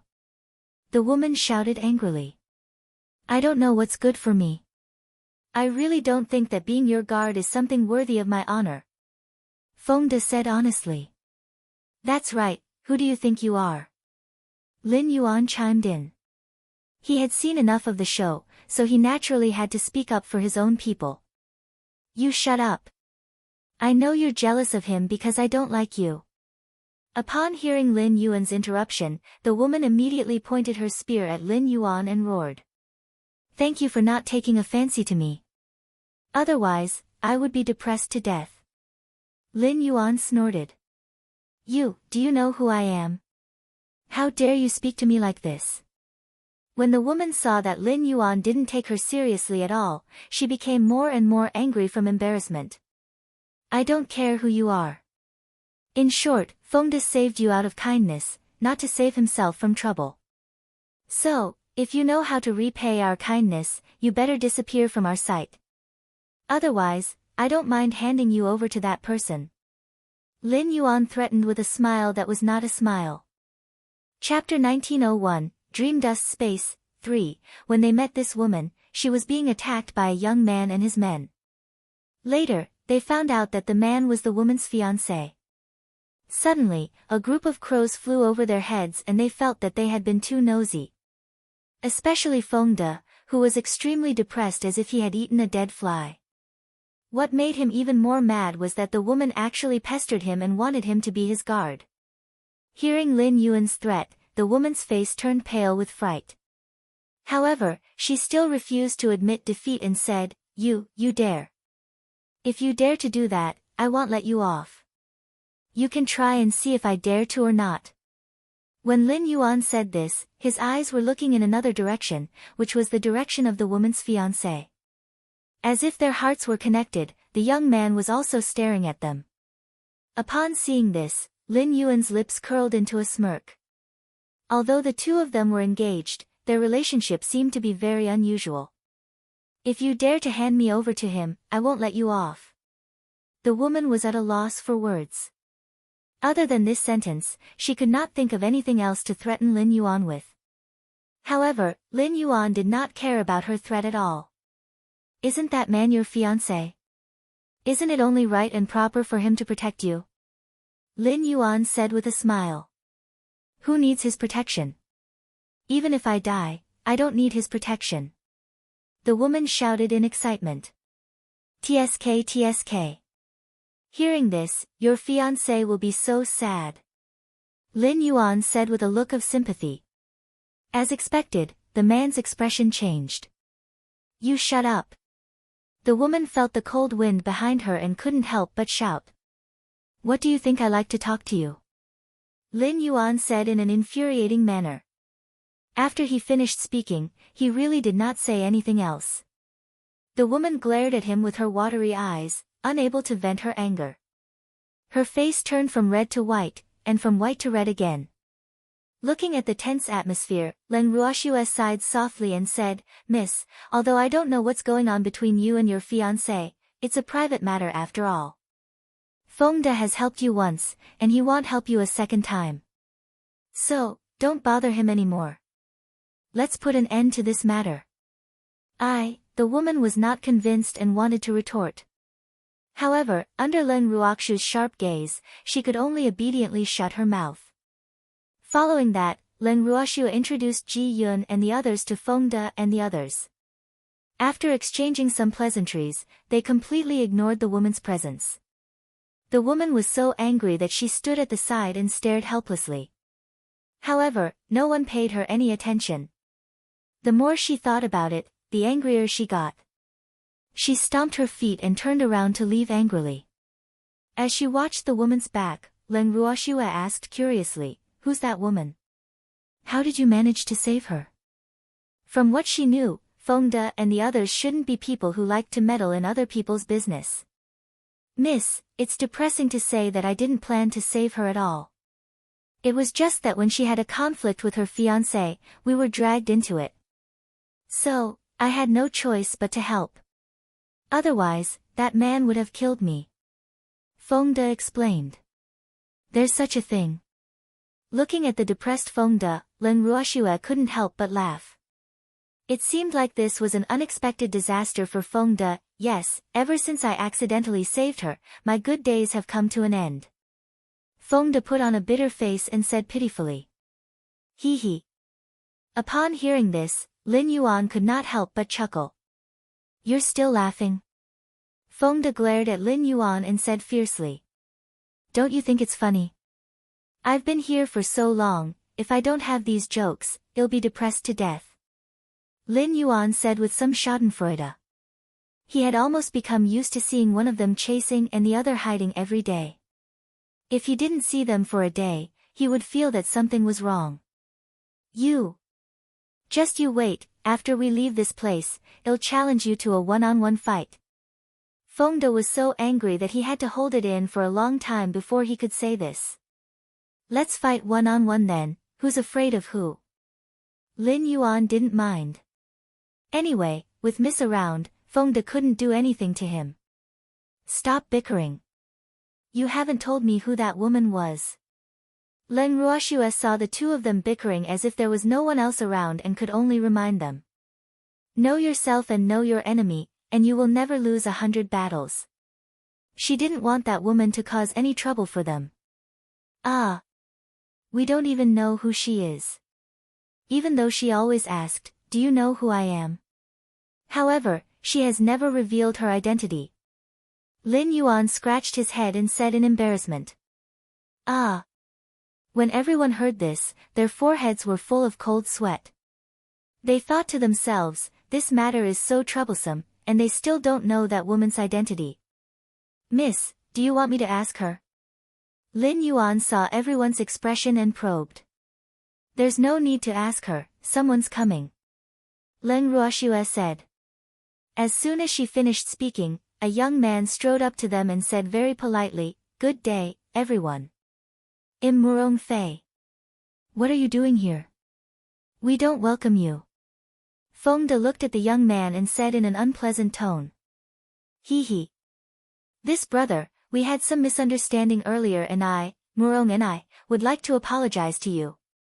Feng De's reaction was within Murong Fei's expectations, but he wasn't angry. Moreover, he didn't expect that these people would have relations with the Ning family. In this case, he had to apologize sincerely. Feng De shot a glance at Murong Fei and snorted coldly as he turned his head away. It was obvious that he was still angry. After all, no one would be nice to someone who had tried to kill them. Murong Fei. The young master of the Murong family. At this moment, Yu Qin, who had heard Murong Fei's self-introduction, said indifferently.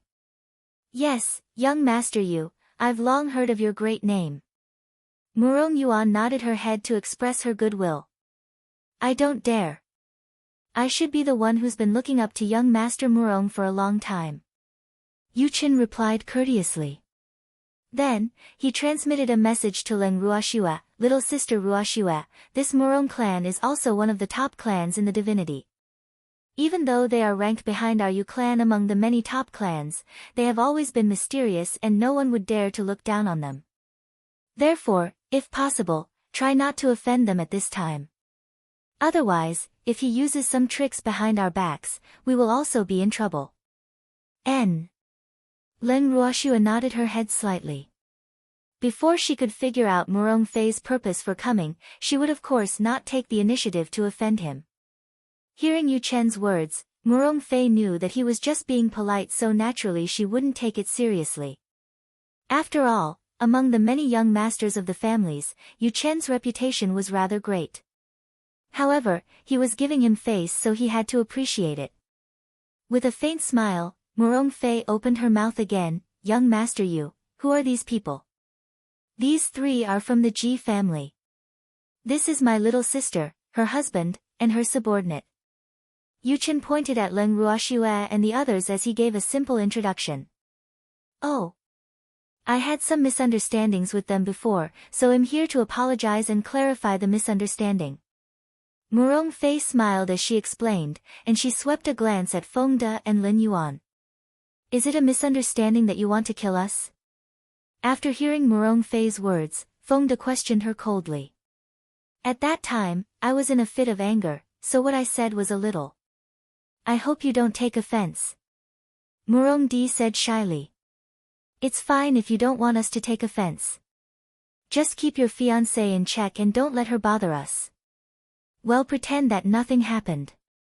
Lin Yuan stated his conditions. I'll try my best, but Lin has been spoiled by her family since she was young, so she's a little willful. Murong Di said, but before he could finish, he was interrupted by Lin Yuan. You mean you can't control her? Lin Yuan said with a look of disdain. I'll try my best. Murong Fei said very implicitly. In fact, he really couldn't control that detestable woman and didn't want to control her. Then we'll wait and see. Lin Yuan said with a smile. Murong Fei unwillingly nodded her head. She knew that this fellow didn't think highly of her, but she couldn't blame him for this. Who asked his previous performance to be like this? Initially, he wanted to get closer to Leng Ruoxue and the others. However, he saw that the crowd did not seem to welcome him, so he could only take his leave embarrassedly. After Murong Fei left, Lin Ruoxue looked at Feng De and Lin Yuan indifferently and asked, as long as he takes care of his fiancée, you really won't care about him trying to kill you? Feng De nodded his head heavily. As long as Murong Fei was able to control that top-quality woman, it didn't matter if he suffered a little. He was really frightened by that woman. Looking at Feng De's fearful expression, Lin Ruoxue laughed in her heart. It seemed like that woman was quite powerful. She could actually resolve the enmity between them and Murong Fei. However, this was good too. At least they could focus on the competition. Before Lin Ruoxue could put down her thoughts, an extremely mechanical voice suddenly rang out in the huge public square. Welcome to the Dream Dust Space, everyone. I am the space spirit of this place. It's also the final decision for your competition. The mechanical voice spoke in a very calm tone. Furthermore, it was impossible to tell if it was a male or female from its voice. However, everyone present understood its meaning. It seemed like they were going to have a competition here. But, it shouldn't be like this, right? Looking at the question marks on everyone's faces, the mechanical voice continued, the competition this time will be slightly different from the previous ones, but the results will be the same. So, just bring out your true strength, because the final winner of this competition will get a special prize. Chapter 1902, Chaotic Battle, 1, Special Award. Only a small number of people were happy to hear these words, while most of them had some doubts in their hearts.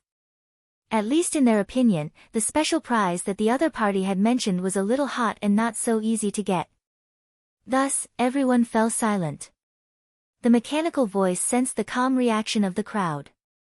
Although it was slightly surprised, it did not show it. Instead, it continued to coax, aren't you guys curious about what the special prize is and how you can get it? In fact, what he didn't know was that it wasn't that most people weren't curious, but that the recent series of changes in the special space had made most of them extremely vigilant. After all, no one wanted to lose their lives here. As soon as the mechanical voice finished speaking, someone really asked. What's the special prize? How can I get it?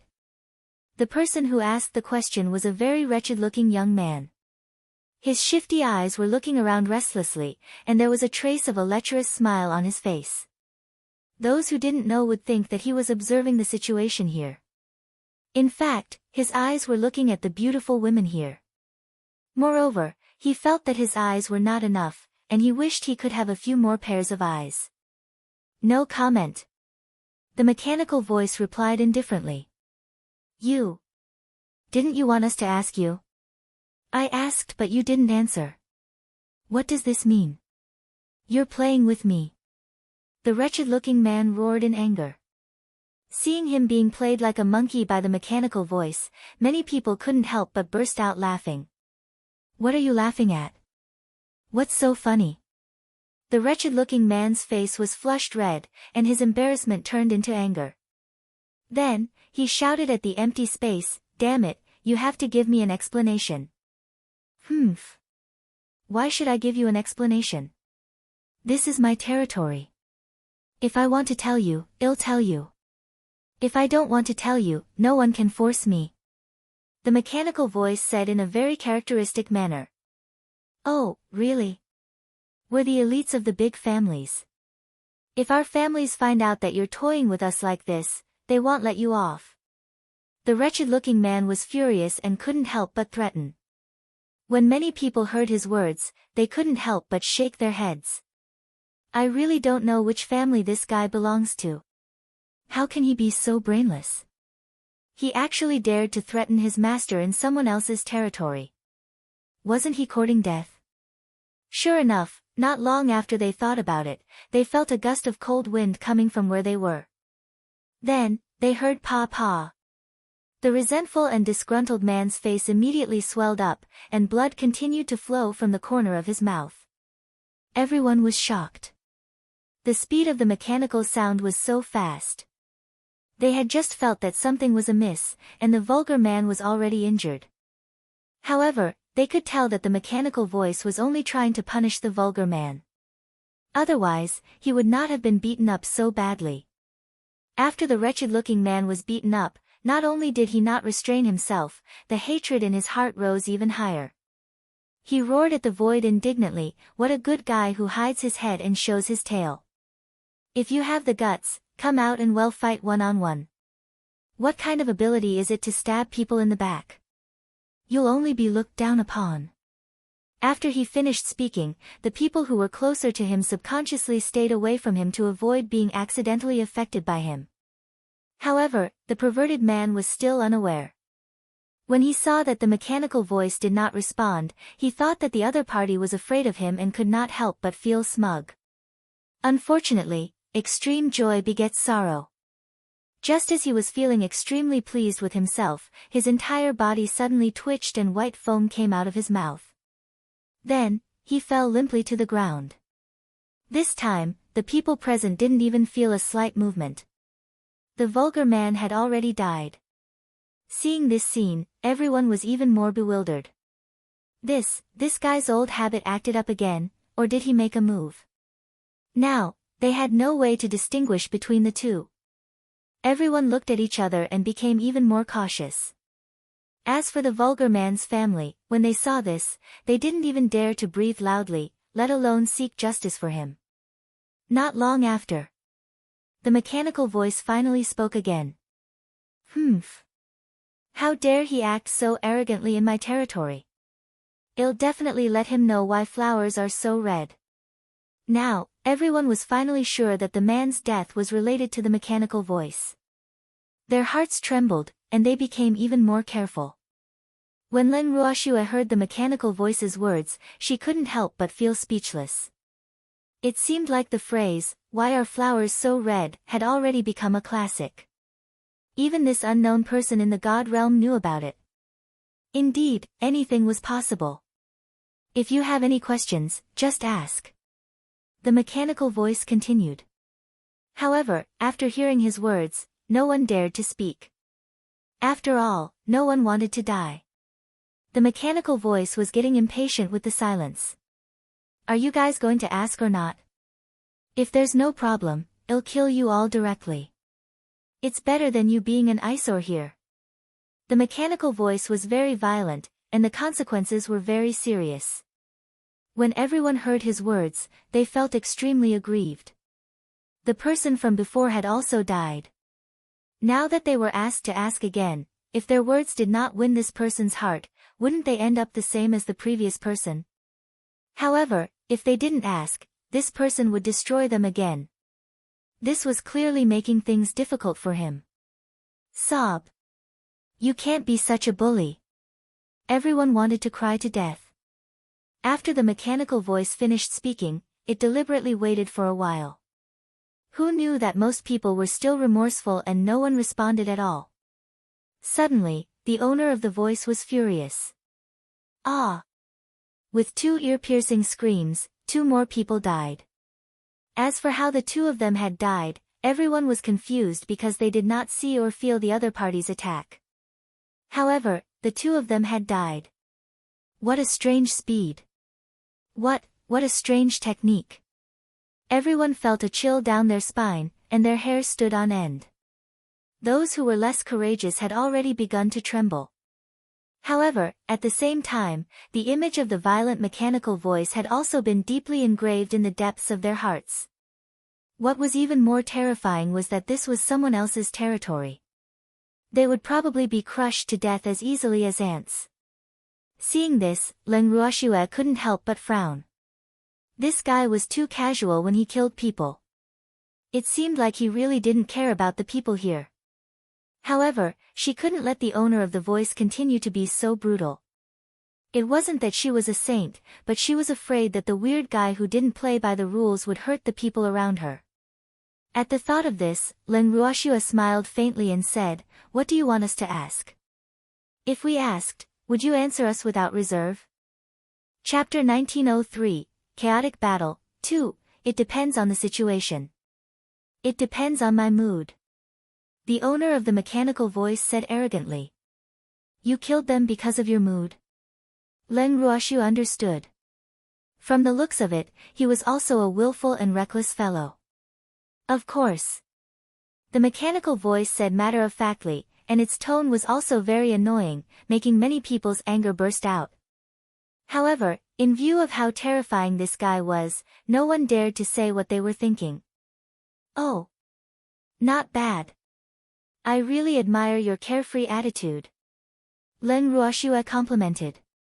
However, her words caused some dissatisfaction among the people present, especially those families who had lost their members. "That damned woman. What did you just say? You actually admire a guy who kills innocents?" Someone immediately jumped out and criticized. "What's wrong? I can't." Len Ruoxue's beautiful face was filled with astonishment. "Who is this guy? Of course not. Do you still have any humanity? He killed so many of our men, and you still admire him? Are you in cahoots with him?" The man was so embarrassed that he became angry and tried to sow discord. "You've never killed anyone." Len Ruoxue ignored the person's words and asked indifferently. The man was at a loss for words.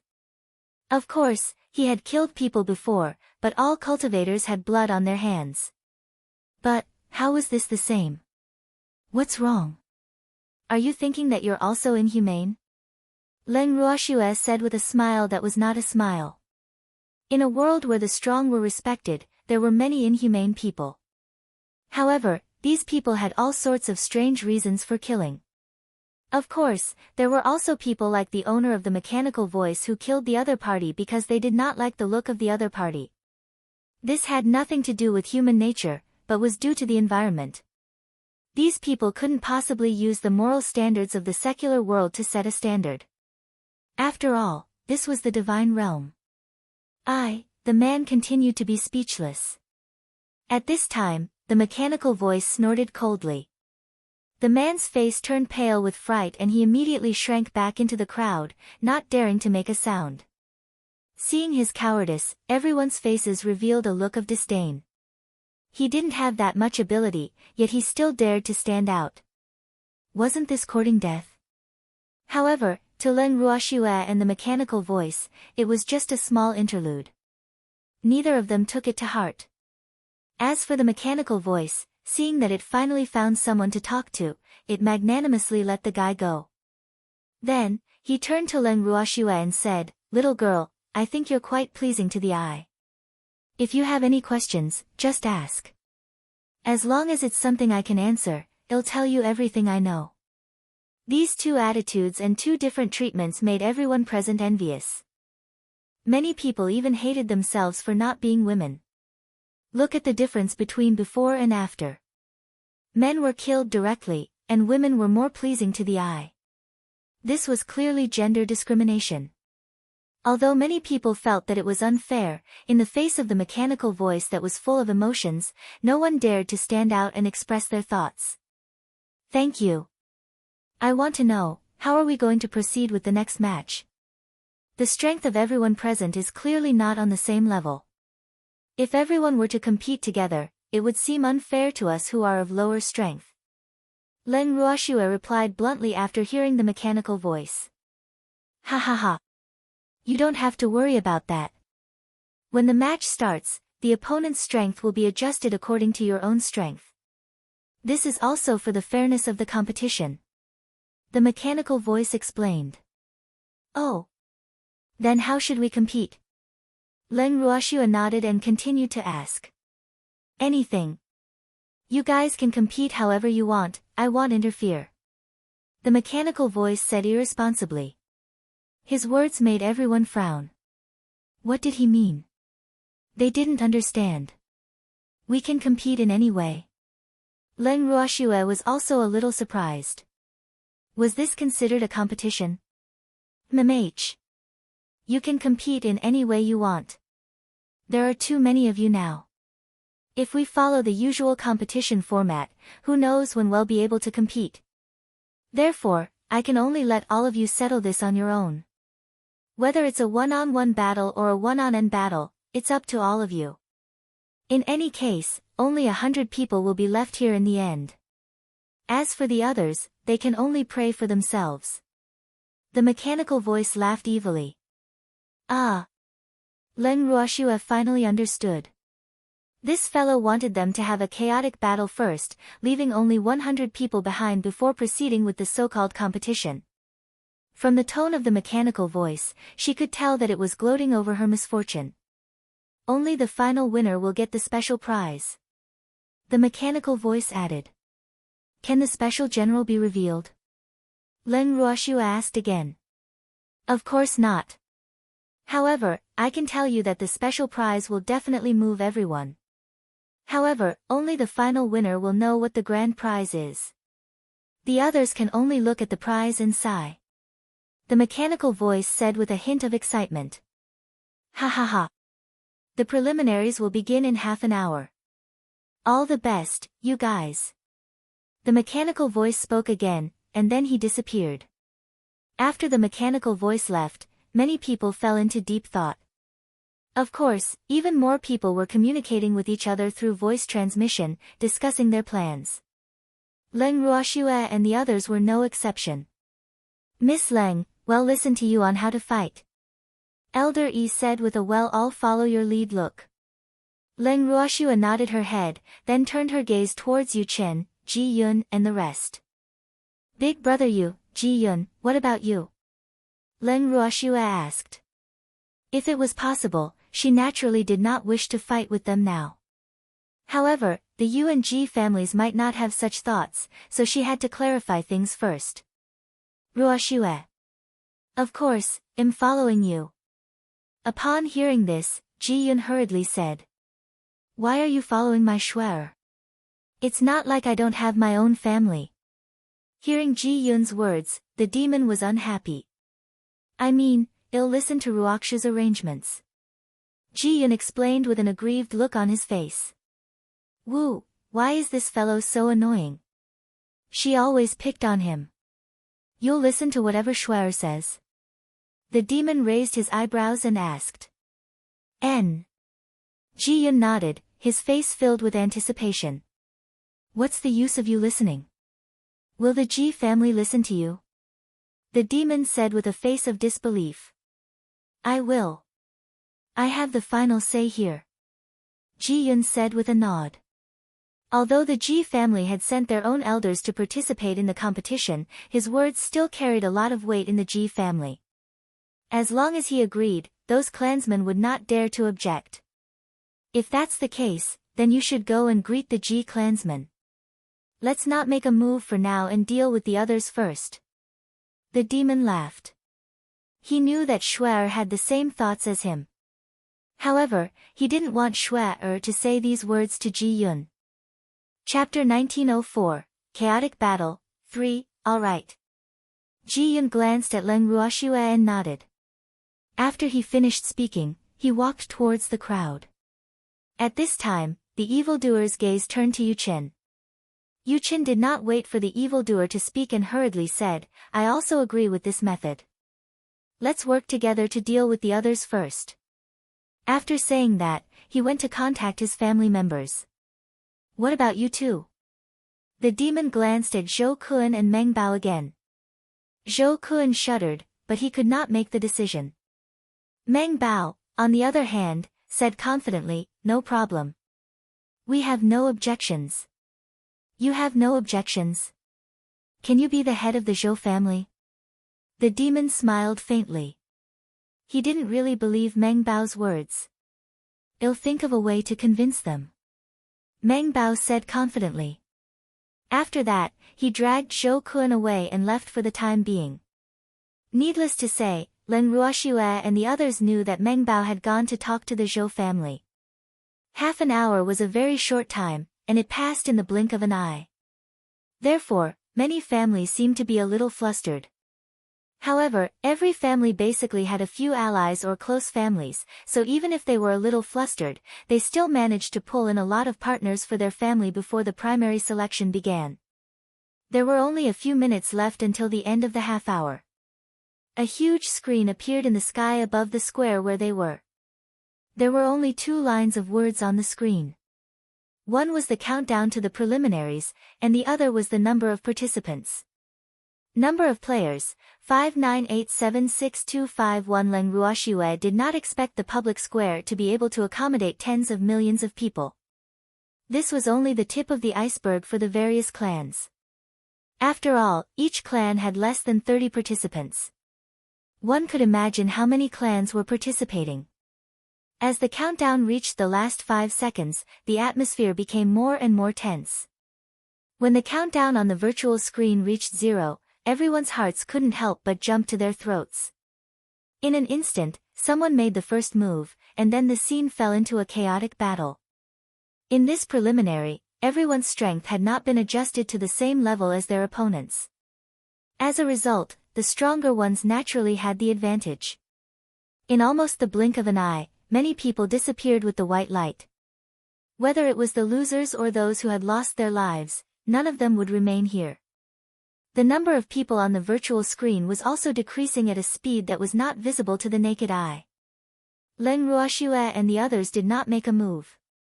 Instead, they watched on coldly. However, they did not hold back against those who provoked them and wanted to fight with them. After severely injuring their opponents, they disappeared into the white light without any exception. Miss, have they been teleported out? Lu Tao asked curiously. It should be, Leng Ruoxue nodded. It seemed like there was a set of judging criteria here.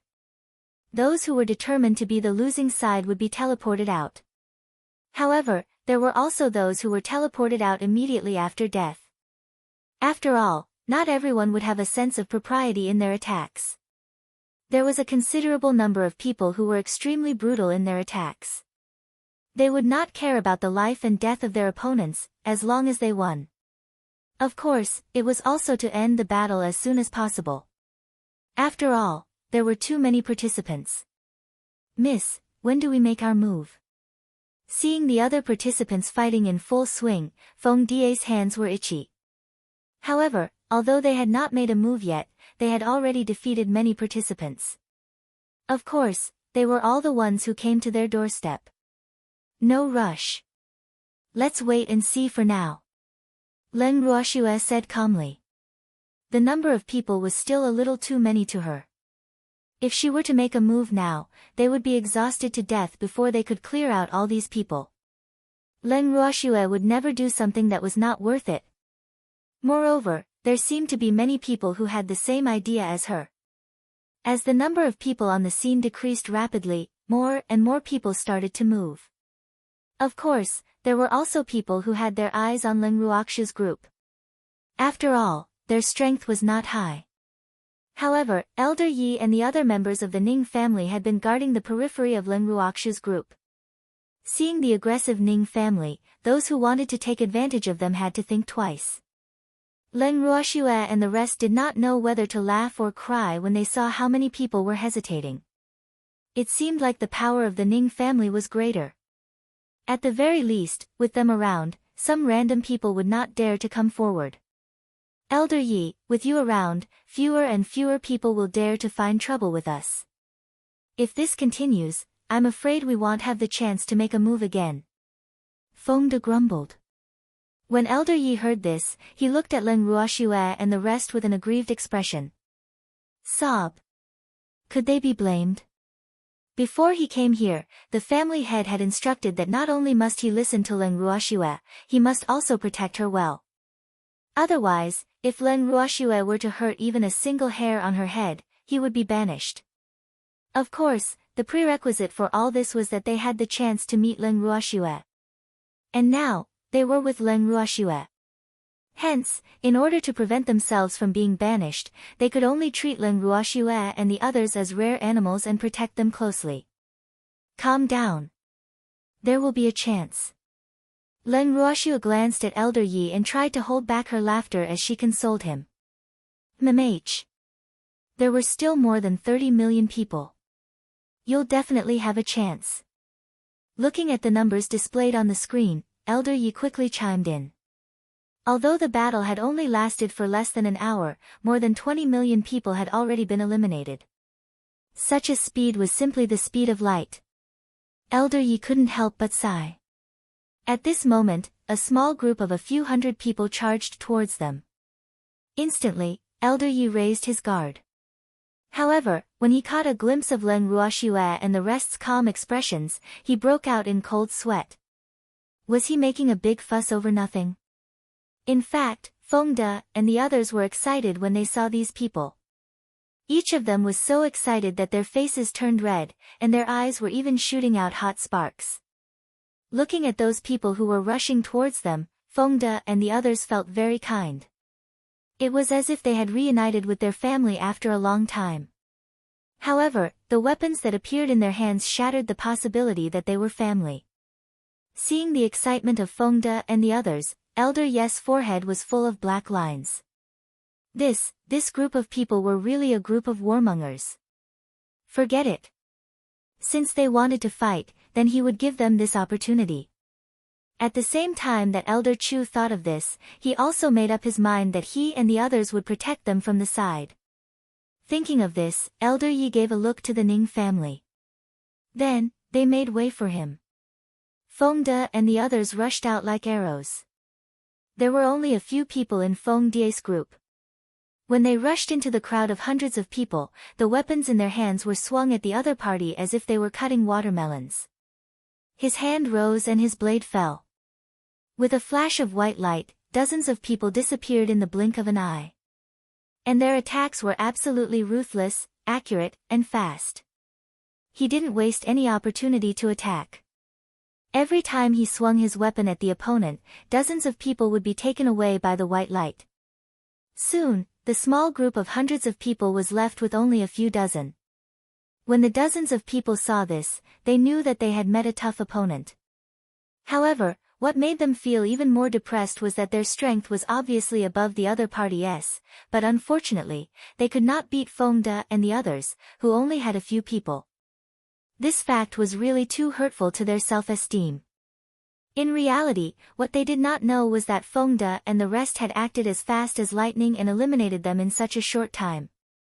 The main reason was that they were afraid that Leng Ruoxue would interfere. Once their young miss made her move, they would have nothing to do with it. These people were definitely an instant kill for Miss. After the transition from a few hundred people to a few dozen people, those people who had come with a menacing momentum and treated Leng Ruoxue and her group as pushovers no longer dared to attack rashly.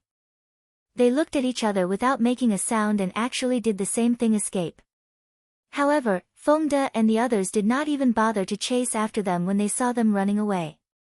They returned to the group after sneering. Ah! Seeing Feng De and the others return in high spirits, Elder Yi swallowed his saliva with some difficulty and couldn't help but sigh in his heart. What a pervert! Truly abnormal, a few people against a few hundred people and actually won. If it was him, he couldn't guarantee that he could scare those people away in such a short time. However, Feng De and the others had done it, so he looked at them in a different way. No wonder the family had attached so much importance to them. As expected, they had the ability. At this time, Elder Tong could not even feel jealous. His attitude towards them was even friendlier. Ha ha ha. Elder Yi, in the future, if there's someone like this, just leave it to us to deal with them.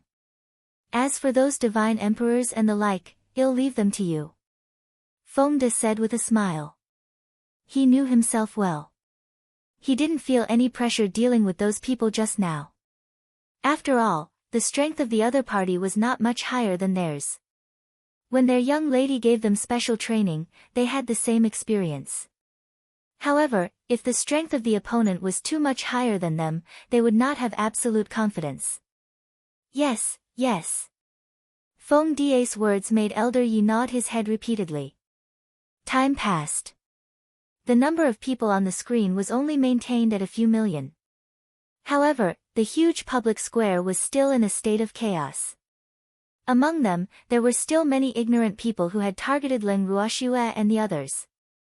However, those who had come to seek death had never returned. Slowly, the number of participants surrounding Leng Ruoxue and her group decreased. Leng Ruoxue and her group were so bored that they simply sat on the ground. Their carefree attitude angered many people. However, no one had the time to find trouble with them. The current situation was that the small families wouldn't dare to provoke them, the top families wouldn't provoke them, and as for the participants of the 8 divine regions, they wouldn't provoke them right now either. Who asked the Ning family to wear the same pants as them? Chapter 1905, Throwing the Game, 1. After an unknown period of time, the number of people in the plaza finally dropped from 1 million to only a few tens of thousands.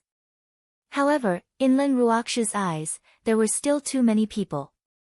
Not only that, more and more people were targeting them. This was because as the others left the plaza or died, the number of participants with lower cultivation was also decreasing. Just as Lin Ruoxu and the rest were observing the situation in the arena, a few other participants from different families had their eyes on them. It was obvious that these families were in an alliance. Lin Ruoxu smiled faintly as she looked at the family clans that were slowly approaching them. She then said to Elder Chu, Elder Yi, you guys should go and find some opponents to play with. Play. When Elder Tong heard this, he was speechless. So this young lady had been treating them as a joke all this time. This was really infuriating. Most people were extremely nervous because of this competition, but this person was treating it as a game. All right. He had to admit that the other party had the ability to play. Moreover, after living for so long, this was the first time he had seen a contestant so free and easy in a competition. Today could be considered as an eye-opener. Yup. Elder Yi, hurry up and find an opponent to fight with. With you guys here, not many families will dare to come. Hearing that their miss was driving them away, Feng De and the others quickly echoed. Hearing Feng De's disdainful tone, Elder Yi and the rest of the Ning family were speechless. Weren't they here to protect them? Great, now she was despised by him. Sob. Was there any justice left in this world? Elder Yi and the others were extremely depressed, but they didn't dare to vent their anger on these people, so they could only vent it on the other participants. Elder Yi rushed forward like an arrow and swept the unlucky ones closest to him out of the arena with his weapon. Those unlucky ones didn't even have time to react before they were reported to be seriously injured. When the other Ning family members saw this, they also rushed into the chaotic battle like tigers and wolves, killing without any scruples. With their strong intervention, the number of people in the chaotic battle was decreasing at a speed visible to the naked eye. Many families had a headache when they saw this situation. Fuck. What had happened to the Ning family? They had been biding their time before, but now it was as if they had taken stimulants, one after another. If this continued, it wouldn't be long before they were all spread out. This fact that was about to happen made many families vigilant, and they quietly stayed away from the Ning family's battle range. Before they could come up with a good plan, they should get as far away as possible. More than one family present had such a thought. When Feng De and the others saw this, they kept cheering for the Ning family. Elder Yi. Good luck, you guys. Feng De and the others shouted. Oh right. You guys on the left want to run. Don't let them off. Lin Yuan reminded. Their actions had undoubtedly angered the masses. Those families who wanted to avoid the Ning family, when they heard this, suddenly all of their faces were red with anger, and their angry eyes stared as if they wanted to swallow them alive. Some people even rushed toward Feng De and the others angrily. When Feng De and the others saw this, they were all smiling and extremely happy. As for those participants who had come with an overbearing and angry attitude, they had never expected that they would not be able to return. By the time they realized this fact, it was already too late. Feng De and the others would never let go of those who took the initiative to provoke them. Not only that, but Feng De and the others also continued to uphold the principle of speed, ruthlessness, and accuracy when they attacked. Almost all of their attacks were fatal, which was equivalent to giving a warning to those who wanted to challenge them. When those people saw Feng De and the others, who were full of killing intent, they were completely dumbfounded. Were these guys still human? He looked so weak, but his combat power was so shocking. In an instant, everyone felt that they had been deceived. Some even thought of running away. However, since they were already here, how could Fengde and the others let them go back? Without giving them too much time to think, Fengde and the others attacked one after another. In an instant, countless blades flashed with dazzling sparks, causing ripples. In addition to the light of teleportation, the scene became even brighter. Inside the dream dust space, the battle was in full swing. At the same time, outside the arena, it was not calm either. After the second shock, the huge light curtain outside the arena disappeared.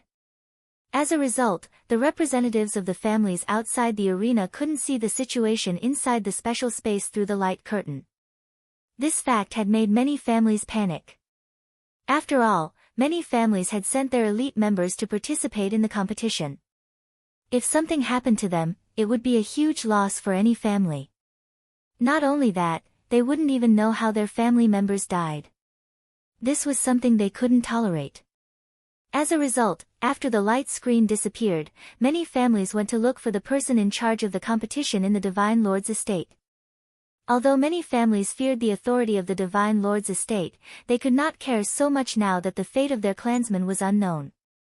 Therefore, all the families had a tacit understanding to protect their common interests. Their interference had given the person in charge of the God Lord's estate's elite assembly a headache. The Divine Master's estate had specially sent a reverent god to host the elite competition this time. This showed how much the Divine Master's estate valued the elite competition. The reverent god had fought for this opportunity with great difficulty from many competitors. However, he had never dreamed that he had not gained any benefits. This time's elite gathering was full of problems, causing him to be badly battered. This time, his opponent would have a good show to watch. As the saying went, where there were people, there would be competition. The competition in the Divine Lord's estate was even more intense. Although he was a reverent god and had a high status in the divine world, his strength was not the highest among the reverent gods in the Divine Lord's estate. The one who was on par with him was his biggest competitor. Basically, the two of them would not give in to each other if they could compete. In the guest room of the Divine Master's estate, the hierarch was frowning as he sat on the main seat. In front of him were the representatives from the various families who had come to inquire about the situation. Although the representatives looked very polite and respectful on the surface, he was not happy deep down. This was because the representatives of the various families were not prepared to leave before they received a positive answer from him. Instead, they were sitting face to face with him. He still had to entertain them with good food and drink. No matter how he thought about it, he felt depressed. Sir Xia, I wonder when you can give us an answer. We're very worried about our clansmen. After waiting for a long time and not getting any reply, someone finally couldn't help but ask again. Chapter 1906, Throwing the Game, 2. I've already reported this matter to the Divine Master, and I believe there will be news soon. Everyone, please calm down. Xia Yi consoled him with a frown. In reality, he was also a little puzzled. By right, the Divine Master should know everything about the special space like the back of his hand. However, it had been so long. Why had he not sent anyone to inform him of what had happened inside? The last time the barrier was broken, the God Lord had immediately sent someone to inform him. This time, there was no news. It was unusual. Sir Xia, please understand our anxiety. The clansmen in this special space are all the elites of our great clans. If they were to suffer any harm, it would be a great loss for us. Someone else said. I understand, Xia Yi replied indifferently. He didn't want to argue with them over this matter. In fact, how could there be no casualties in a competition? If the clan suffered such heavy losses just because of a competition, then wasn't the clan a little too weak? He couldn't help but curse in his heart. Then, I wonder when Sir Xia Yi will be able to give us an answer. The man pressed on with an anxious expression. I'll inform you immediately once the Divine Master sends someone to inform me. Of course, if you really can't wait, you can go and see the Divine Master. I believe that the God Lord will give you an answer. Xia Yi reminded him in a calm and composed manner. Ah! When that person heard Xia Yi's words, he immediately wilted. How could he dare to directly ask the Divine Master? Wasn't that courting death? Why do you ask the Divine Master? You're in charge of this matter. At this moment, a disapproving voice came from outside. Then, a tall middle-aged man strode into the reception room. The representatives of the various families in the reception room immediately stood up from their seats as soon as they saw the man and saluted him. "Greetings, Your Excellency Huang Wei." This person was also a reverent god, and he was Xia Yi's sworn enemy. He. Please don't stand on ceremony, everyone," Huang Wei said with an amiable smile. He did not put on the airs of a divine reverent. This made everyone feel very comfortable and their impression of him became even better. "What are you doing here?" As soon as Xia Yi saw this fellow, his tone immediately turned sharp. When everyone present saw this, they immediately understood what was going on. From the looks of it, the rumors that they were at odds with each other should be true. "I'm here to help you, of course," Huang Wei said with a faint smile. Then, he sat down in the empty seat beside Xia Yi. "You're that kind?" Xia Yi asked with a face of disbelief. This fellow was more like a spectator. Why would he help him? Wouldn't it be raining red then? "I've always been kind." Huang Wei glanced at Xia Yi and said impolitely. "You're kind?" Upon hearing this, Xia Yi snorted disdainfully. If this fellow was kind, he wouldn't be able to find an evil person. "When I heard that there was an accident in the competition, I immediately came to help you." "How can I not be kind?" Huang Wei retorted. He couldn't help but laugh in his heart. The grand meeting of the elites this time was really lively. Every now and then, something would happen. Just by watching it, he was already so happy that his stomach hurt. As for Xia Yi, he must be feeling depressed from his constipated expression. Now, he was glad that he wasn't in charge of this matter.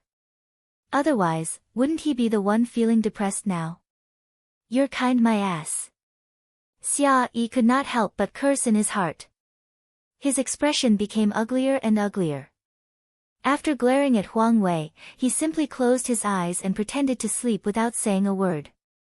Seeing him like this, none of the representatives present dared to disturb him. After all, he was a divine reverent. When Huang Wei saw Xia Yi's reaction, he knew that he was quite angry. He smiled indifferently and then started to chat about daily life with the people present to show his closeness. Although everyone present was somewhat absent-minded at this moment, they didn't dare to not give face to a reverent god's goodwill. After a long time, the Divine Master finally sent a guard over. The guard sent by the Master God received many expectant looks as soon as he entered the guest room. He didn't waste any time and told everyone the Master God's reply. The Divine Master said that this is the normal procedure of the competition. Those people are currently in the middle of the competition, and he asked you not to worry. The guard said. Then why did the light screen disappear? Someone couldn't help but ask. If the light screen was still there, they wouldn't have to worry about this. Hee. That's to make the game go better. I hope you can understand. The God Lord also doesn't wish for any estrangement to occur between your clans because of this competition, so the competition has been temporarily changed to a closed-off state. I seek everyone's understanding. The guard said apologetically. I see. Everyone nodded. Since the Divine Master had said so, they naturally could not continue to be entangled in this matter. After reaching this conclusion, everyone stood up and took their leave. At this moment, the master of the Ning family and the others in the arena had naturally learned of this news. Brother Long.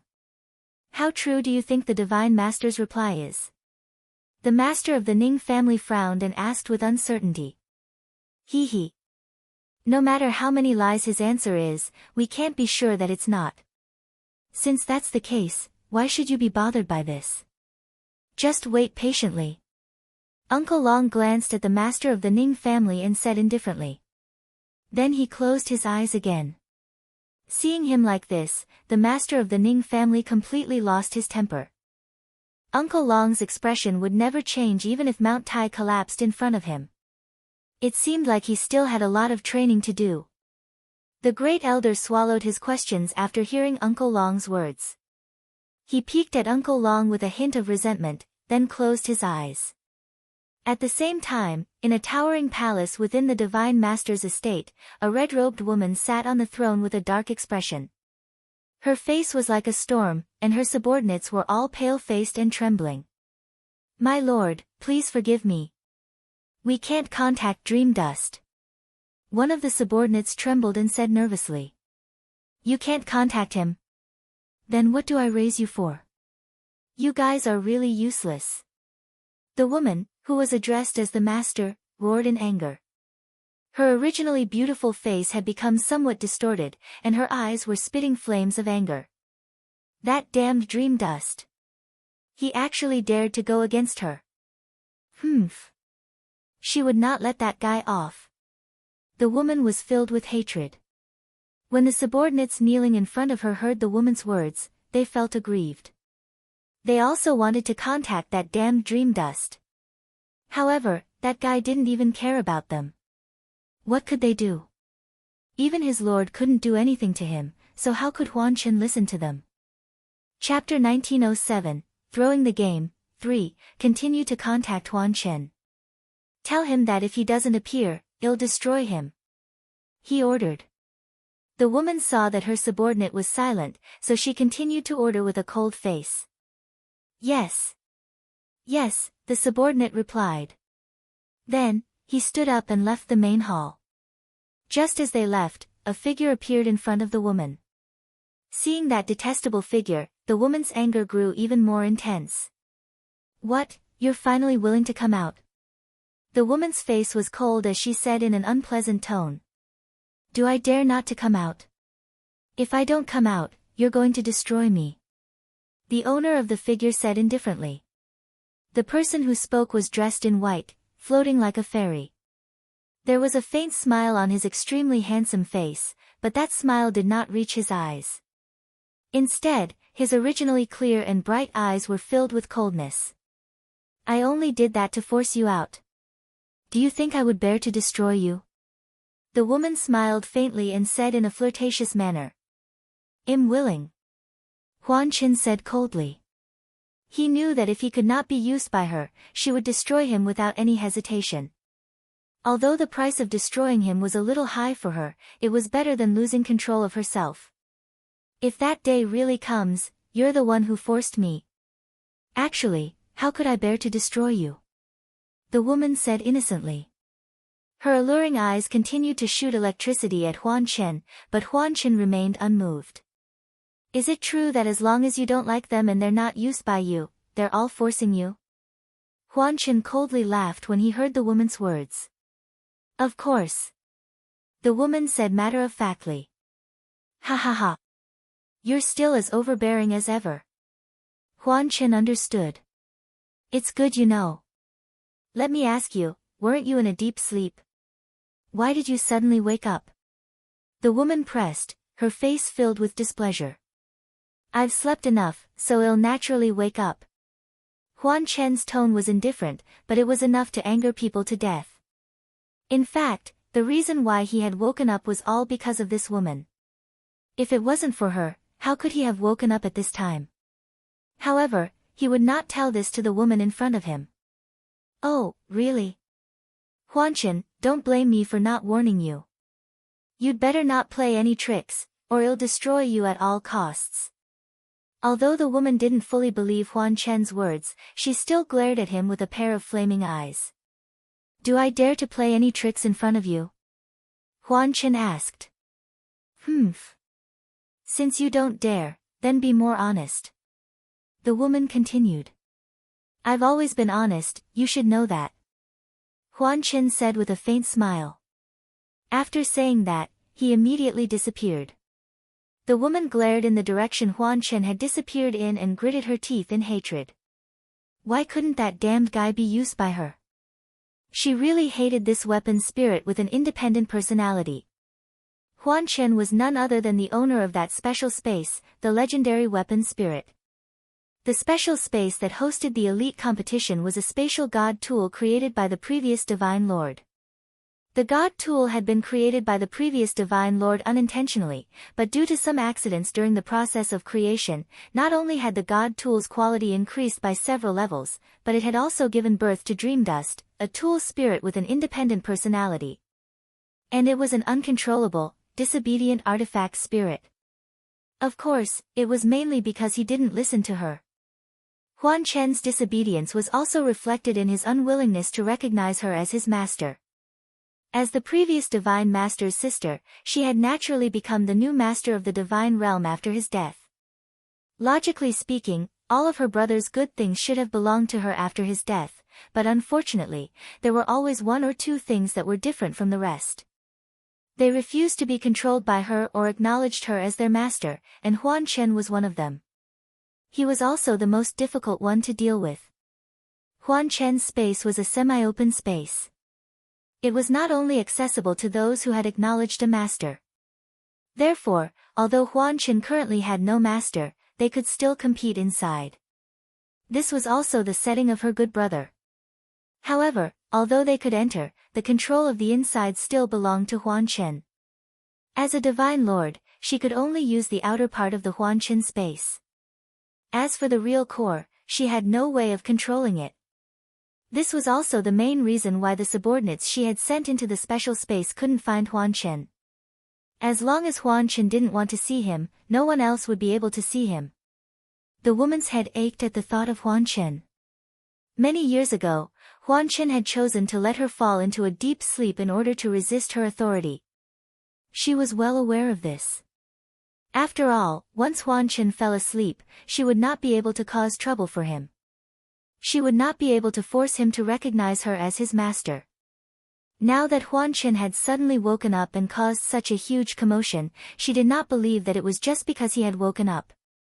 However, no matter what his purpose was or what plans he had, it was best not to touch her bottom line. Otherwise, no matter how reluctant she was, no matter how great the price, she would destroy the illusion dust. After the woman made up her mind, her beautiful eyes flashed with ruthlessness. Then, she also teleported away from the main hall. Within the dream dust space, the number of remaining participants was getting smaller and smaller. The number of people was still decreasing at a speed that could be seen with the naked eye. Of course, the reason why they could leave so quickly was largely due to Leng Ruoxue and the others. Seeing that the number of people in Leng Ruoxue's group was getting smaller and smaller, they let loose and prepared to fight with their opponents. However, some of the participants who had been at a disadvantage against them, upon seeing their aggressive appearance, immediately hid far away in fear. They were afraid that they would immediately find them. When Leng Ruoxue and the rest saw this, they did not bother with those cowards. Instead, they went to find their opponents. In any case, most of these people were still going to leave this place. Fengde and the others were looking for their own opponents with great pride. As a result, Leng Ruoxue was left alone. When some people saw that she was alone, they instantly locked their gazes on her and treated her as their opponent. After all, in terms of ability, Leng Ruoxue was only a god-tier master and rarely fought. Hence, many people thought that Leng Ruoxue was very weak and that they should pick the soft persimmons to pinch. Hence, Leng Ruoxue was targeted by many people in an instant. Most of these people had their eyes on her because she looked weak. Of course, a small number of them wanted to take revenge. After all, many families had been humiliated by Fengde and the others just now. If they could take care of this woman who seemed to be very important to them, they should at least be able to regain some face. At this moment, Leng Ruoxue's gender was automatically ignored by them. Looking at the dozens of people surrounding her, Leng Ruoxue's face revealed a hint of disdain. She then mocked, "So many of you ganging up on a woman, aren't you afraid of being laughed at by others? Humph. We're just making use of the rules. We didn't break the rules. However, if you're afraid, you can just kowtow to us and admit defeat. We'll let you live on account that you're a woman. Otherwise, don't blame us for ruthlessly destroying a flower." Someone laughed in a perverted manner. His perverted eyes were still darting around Leng Ruoxue's body. "I won't blame you. Come at me together. Leng Ruoxue laughed nonchalantly. Then, in an instant, she made her move. A flash of red lightning struck towards the man who had just spoken. The target was naturally his face. With a bang, the man's face exploded, and blood gushed out. His perverted eyes were even more bloody from the explosion, and nothing could be seen clearly. Arg! My face! My eyes! The man, who had reacted half a beat slower, was dumbfounded by Leng Ruoxue's lightning-like speed. By the time he could react, he was already injured. Immediately after, a white light teleported him out. When Leng Ruoxue saw the man leave, she felt extremely regretful. Actually, she should have been more ruthless. What happened just now was just a small punishment for him. However, he did not expect that he would be teleported out. She couldn't help but feel depressed. Then, she turned her beautiful eyes to the others. Since that man had escaped, she could not let these people go. At the thought of this, Leng Ruoxue pointed the long sword in her hand at the people surrounding her and infused her fire attribute divine power into it. Then, with a light turn of her wrist, thousands upon thousands of meteors that were shimmering with red flames shot out. The meteor shower wasn't big, it was like a small fire spark. Although there were many of them, the people surrounding Leng Ruoxue didn't pay much attention to them and only dodged them slightly. However, when the small fire sparks touched their bodies, they could feel the excruciating pain. The moment the small fire sparks touched their bodies, they immediately burst into flames. In an instant, everyone was in a hurry to put out the fire. There were also some who couldn't bear the pain that penetrated deep into their souls and fainted. What they didn't know was that this was the result of Leng Ruoxue showing mercy. Otherwise, if Leng Ruoxue had directly used her own natal flames, these people would have been burned to ashes in the blink of an eye. Leng Ruoxue naturally didn't want this cat and mouse game to end too quickly, so she had deliberately shown mercy. Chapter 1908, 100 People Reward, 1, and the reason she went easy on him was definitely not because she was kind. Leng Ruoxue looked on coldly from the side. She didn't continue to kill the people who were trying to put out the fire in a fluster. However, after those people put out the fire, they turned their angry and hateful gazes towards her. Leng Ruoxue was surprised by this. It seemed that these people hadn't learned their lesson. That's just right, in case they're afraid and don't come to find trouble with me. I'll definitely be depressed then. That damned woman. He's really too detestable. Someone shouted. He wouldn't shed tears until he saw the coffin. Don't let this evil woman off. Someone immediately agreed. Then you two can continue to be together. Leng Ruoxue smiled. Humph. Detestable woman, well, let you know our power now. Someone boasted shamelessly. Clearly, he had already forgotten about his embarrassing state earlier and attributed it to his own carelessness. However, no matter what they were thinking in their hearts, Leng Ruoxue had thoroughly angered them. So, in order to protect their face and dignity, they knew that they must not let Leng Ruoxue off. In an instant, the situation changed. The wretched-looking men surrounding Leng Ruoxue all attacked her at the same time. Furthermore, some of them used their killer moves as soon as they attacked. It was obvious that they did not want to give Leng Ruoxue any chance to catch her breath. Although it was a pity to kill such a beauty, face was more important than women. Otherwise, how could they survive in the divine realm in the future? Leng Ruoxue's beautiful eyes stared unblinkingly at the various types of godly powers that were baring their fangs and brandishing their claws at her. She calmly set up a water wall in front of her. At the same time, tens of thousands of fiery red meteors were shot out from her sword and flew towards the opponents who were surrounding her. Humph. Do you think that this little flame can hurt us? Someone had forgotten his embarrassment just now and said with a mocking face. After saying that, the others also laughed. However, the next second, tragedy struck them. This was because the meteor shower this time was clearly slightly different from the previous one. In this meteor shower, Leng Ruoxue had added some of her natal flames. In Leng Ruoxue's words, she had played enough. These clowns were not worth her time.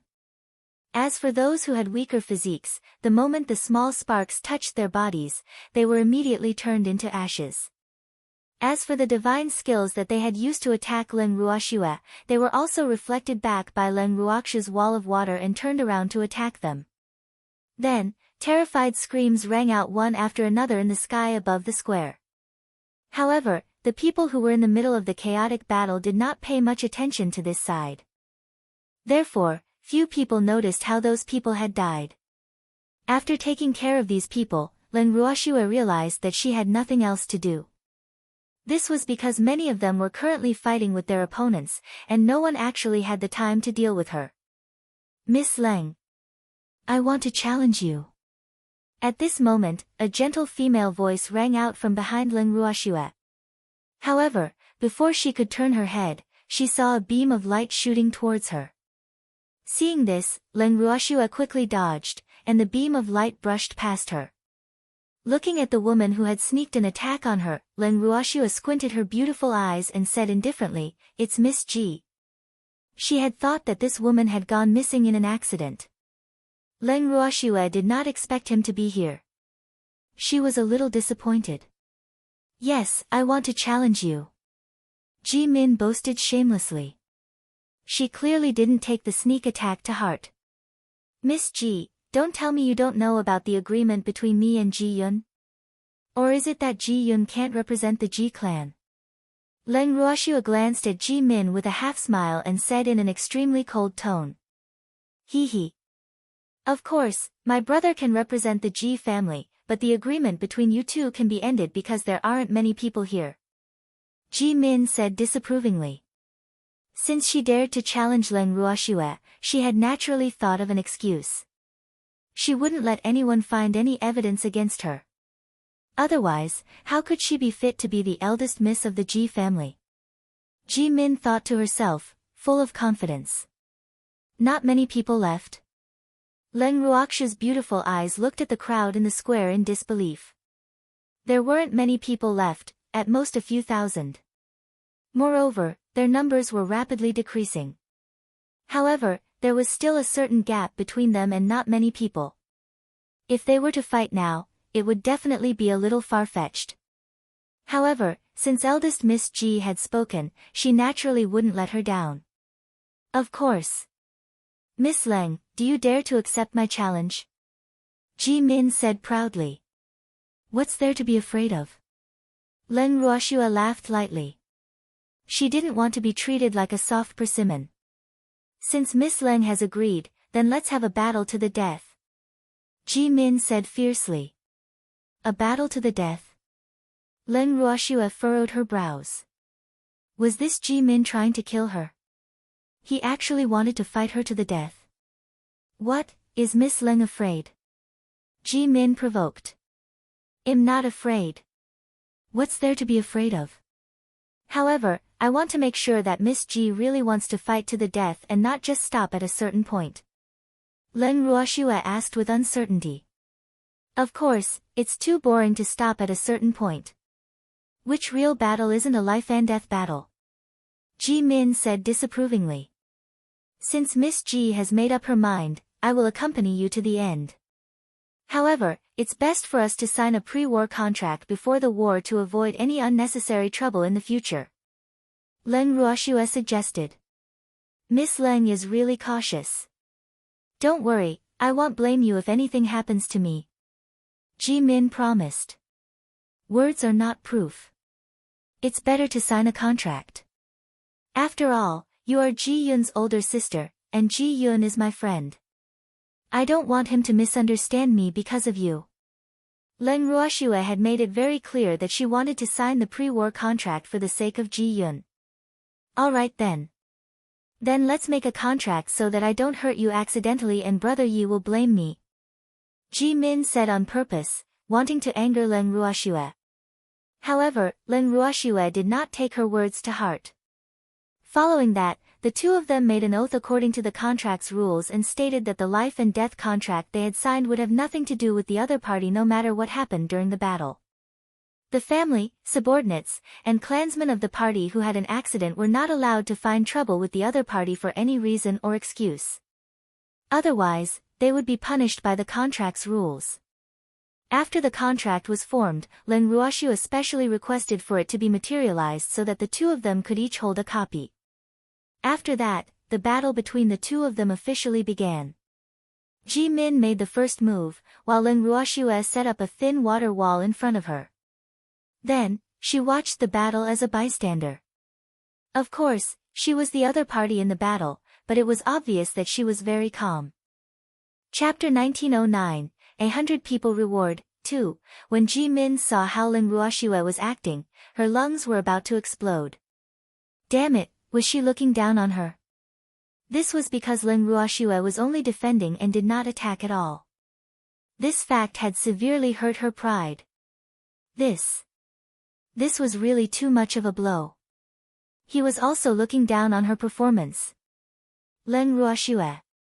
Why aren't you doing anything? Ji Min roared, her beautiful face was so angry that it was somewhat deformed. "I'm out," Len Ruoshu pointed at the water wall in front of her. "You're just defending," Ji Min reminded. "Isn't defending considered attacking?" Len Ruoshu was astonished as she asked without blinking her eyes. Ji Min was furious. Although she really wanted to say that defense didn't count, she couldn't bring herself to say it. Furthermore, she also felt that Len Ruoshu was intentionally going against her. She did not believe that Len Ruoshu would not understand what she meant. However, in the blink of an eye, she was no longer entangled in this. That was because the light arrow that she had released had actually rebounded after colliding with Len Ruoshu's water wall. It then pounced in front of Len Ruoshu at an extremely fast speed. At that moment, she was quick-witted and quickly dodged. However, the light arrow had still pierced through her shoulder. In an instant, fresh blood spurted out from the hole in her shoulder. "Ah!" Ji Min cried out in pain. She quickly took out a healing pill and ate it. Although the bleeding stopped immediately, her shoulder still ached. Ji Min, whose pain had been slightly relieved, glared at Len Ruoshu. However, she was still at a loss for words.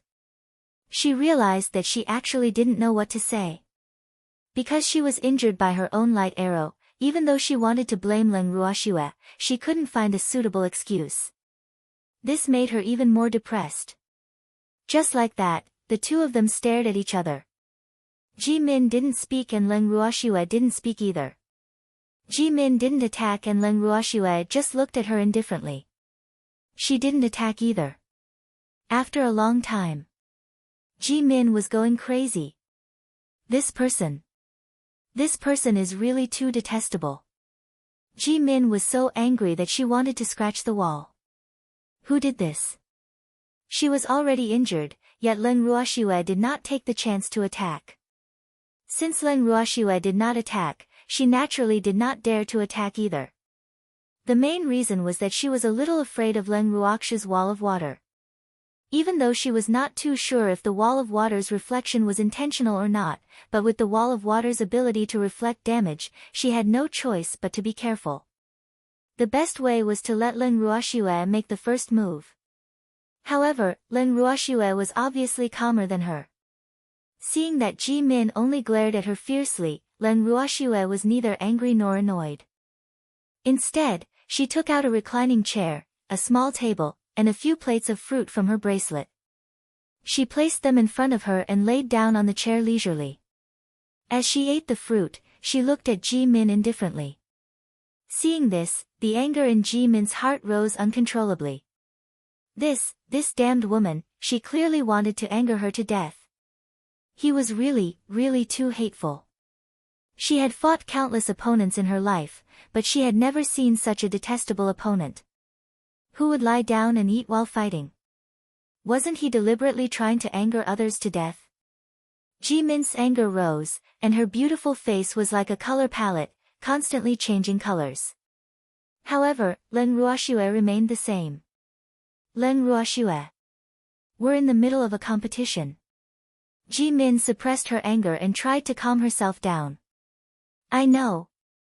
I'm just waiting for you to make your move. Leng Ruoxue said with a smile. I was the one who attacked first just now, now it's your turn. Ji Min warned. Her vicious, beautiful eyes glared at the water wall in front of Leng Ruoxue. With that thing around, she didn't dare to act rashly. Miss Ji, didn't you see that my water wall has always been there? Leng Ruoxue laughed, implying that it was Ji Min's turn to attack. However, Ji Min had learned her lesson last time and didn't dare to make a move. Therefore, the two of them continued to be in a stalemate. After a long while, Ji Min took a deep breath and continued, Leng Ruoxue, there's no point in us continuing this stalemate. Why don't we add some stakes to our battle? A wager? What do you want to add? Leng Ruoxue raised her brows and asked indifferently. If I win, you must leave Brother Yi. And you're never allowed to appear in front of him ever again, Ji Min said with an evil smile. Even though that was what she really thought in her heart, the main reason she said that was to infuriate Leng Ruoxue. What if you lose? Leng Ruoxue squinted her beautiful eyes and asked calmly. If I lose, I naturally won't appear in front of Brother Yi again and I won't disturb you. Ji Min said somewhat self-righteously. Do you think this is fair to us? Leng Ruoxue laughed coldly after hearing Ji Min's words. What's wrong? Do you have an opinion? Ji Min pretended to be puzzled, but she couldn't help but cheer in her heart. Be angry. You're nothing to us. It doesn't matter if you appear before us or not. Don't you understand? Do you think you'll agree to use this as a wager? Or is it that in your heart, I'm really that stupid? Leng Ruoxue could not help but laugh. She really did not know what Ji Min was thinking.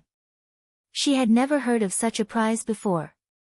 Ji Min was furious. Even though Leng Ruoxue's words were the truth, it had greatly hurt her self-esteem. What surprised her even more was that she didn't expect Leng Ruoxue to say it out so directly. She was clearly not giving her any face. However, she did not think about why Leng Ruoxue would give her face. Since she had already said so, if Leng Ruoxue agreed, what would Leng Ruoxue be? I won't agree to such a prize. If you want me to do as you say, then take out a prize of equal value. Otherwise, there's no room for discussion. Leng Ruoxue said emotionlessly. A prize of equal value. Where was she supposed to find it? Ji Min was extremely depressed. Moreover, even if she could find it, this woman would probably not be satisfied. After all, if it was her, she would not be willing to leave her fiancé if someone wanted her to.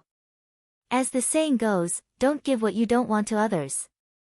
However, Ji Min wanted to make things difficult for him. Since you don't agree with my suggestion, let's change it. Ji Min's eyes rolled and she smiled. Oh. Tell me about it. Leng Ruoxue said indifferently. If you lose, I won't ask you to leave Brother Yi, but you have to allow me to stay with Brother Yi. How about it? Ji Min requested. Are you so sure that I will lose and you will win? Leng Ruoxue laughed. Right now, she really wanted to pry open Ji Min's brain to see what was inside. How did she come up with such a weird idea? Chapter 1910, 100% Reward, 3, of course. Ji Min was very confident in this. She knew her own talent. Miss Ji, it's good to be confident, but overconfidence makes you a little arrogant. I'm sorry, but I can't agree to your proposal. Glancing at Ji Min, Leng Ruoxue stated her decision calmly. What, are you scared? Ji Min provoked. I'm not afraid. I just won't use my man as a bet. Besides, even if I really agree to your request and you win, you can't stay by his side, because he will kill you without hesitation. Leng Ruoxue said. This is impossible. Ji Min didn't believe it. Miss Ji, that's all I have to say. Believe it or not. However, what I want to tell you is that when you look at a man, don't just stare at his face. There are some men that you can't provoke. Leng Ruoxue reminded him softly. After she finished speaking, she did not say anything else. Humph. You're afraid, aren't you? I'm afraid it'll take Brother Yi away. Ji-min refused to admit defeat and said. Hearing this, Leng Ruoxue did not even look at her. Instead, she took the treasure out of the bracelet and hugged it in her arms. Leng Ruoxue. We're in the middle of a competition. When Ji-min saw Leng Ruoxue take out another small fox, she was even angrier.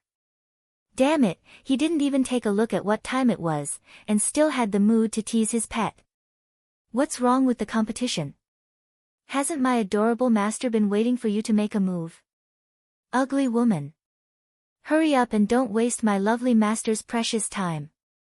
Before Leng Ruoxue could speak, the baby spoke first. However, the moment it opened its mouth, Ji-min was infuriated. Ugly woman.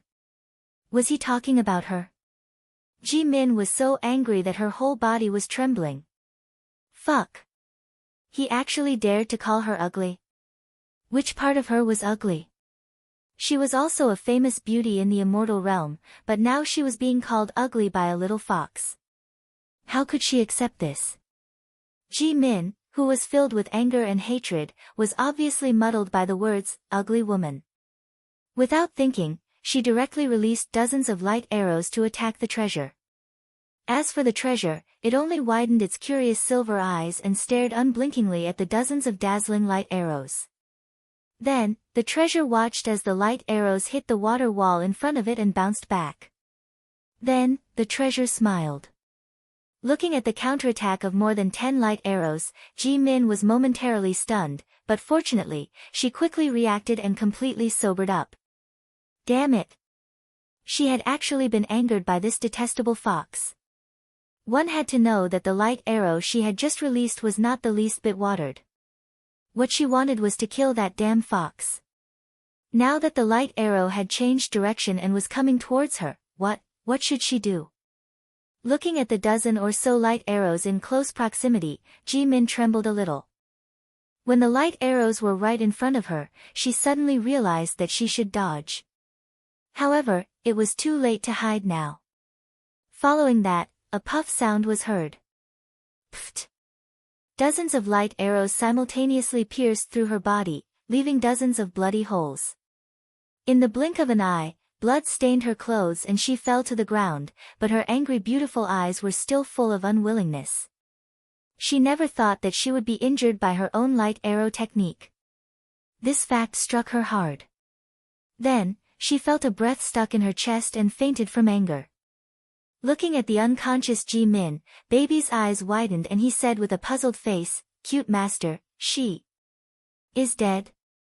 "No, I didn't. He just fainted," Leng Ruoxue said with a tinge of regret. She really hoped that this scourge would die immediately. Unfortunately, he was still alive. AI. How could this be? Baby sighed softly, his tone full of regret. "Cute master, should we help her?" Baby made a cracking gesture and said in a low voice. "Forget it.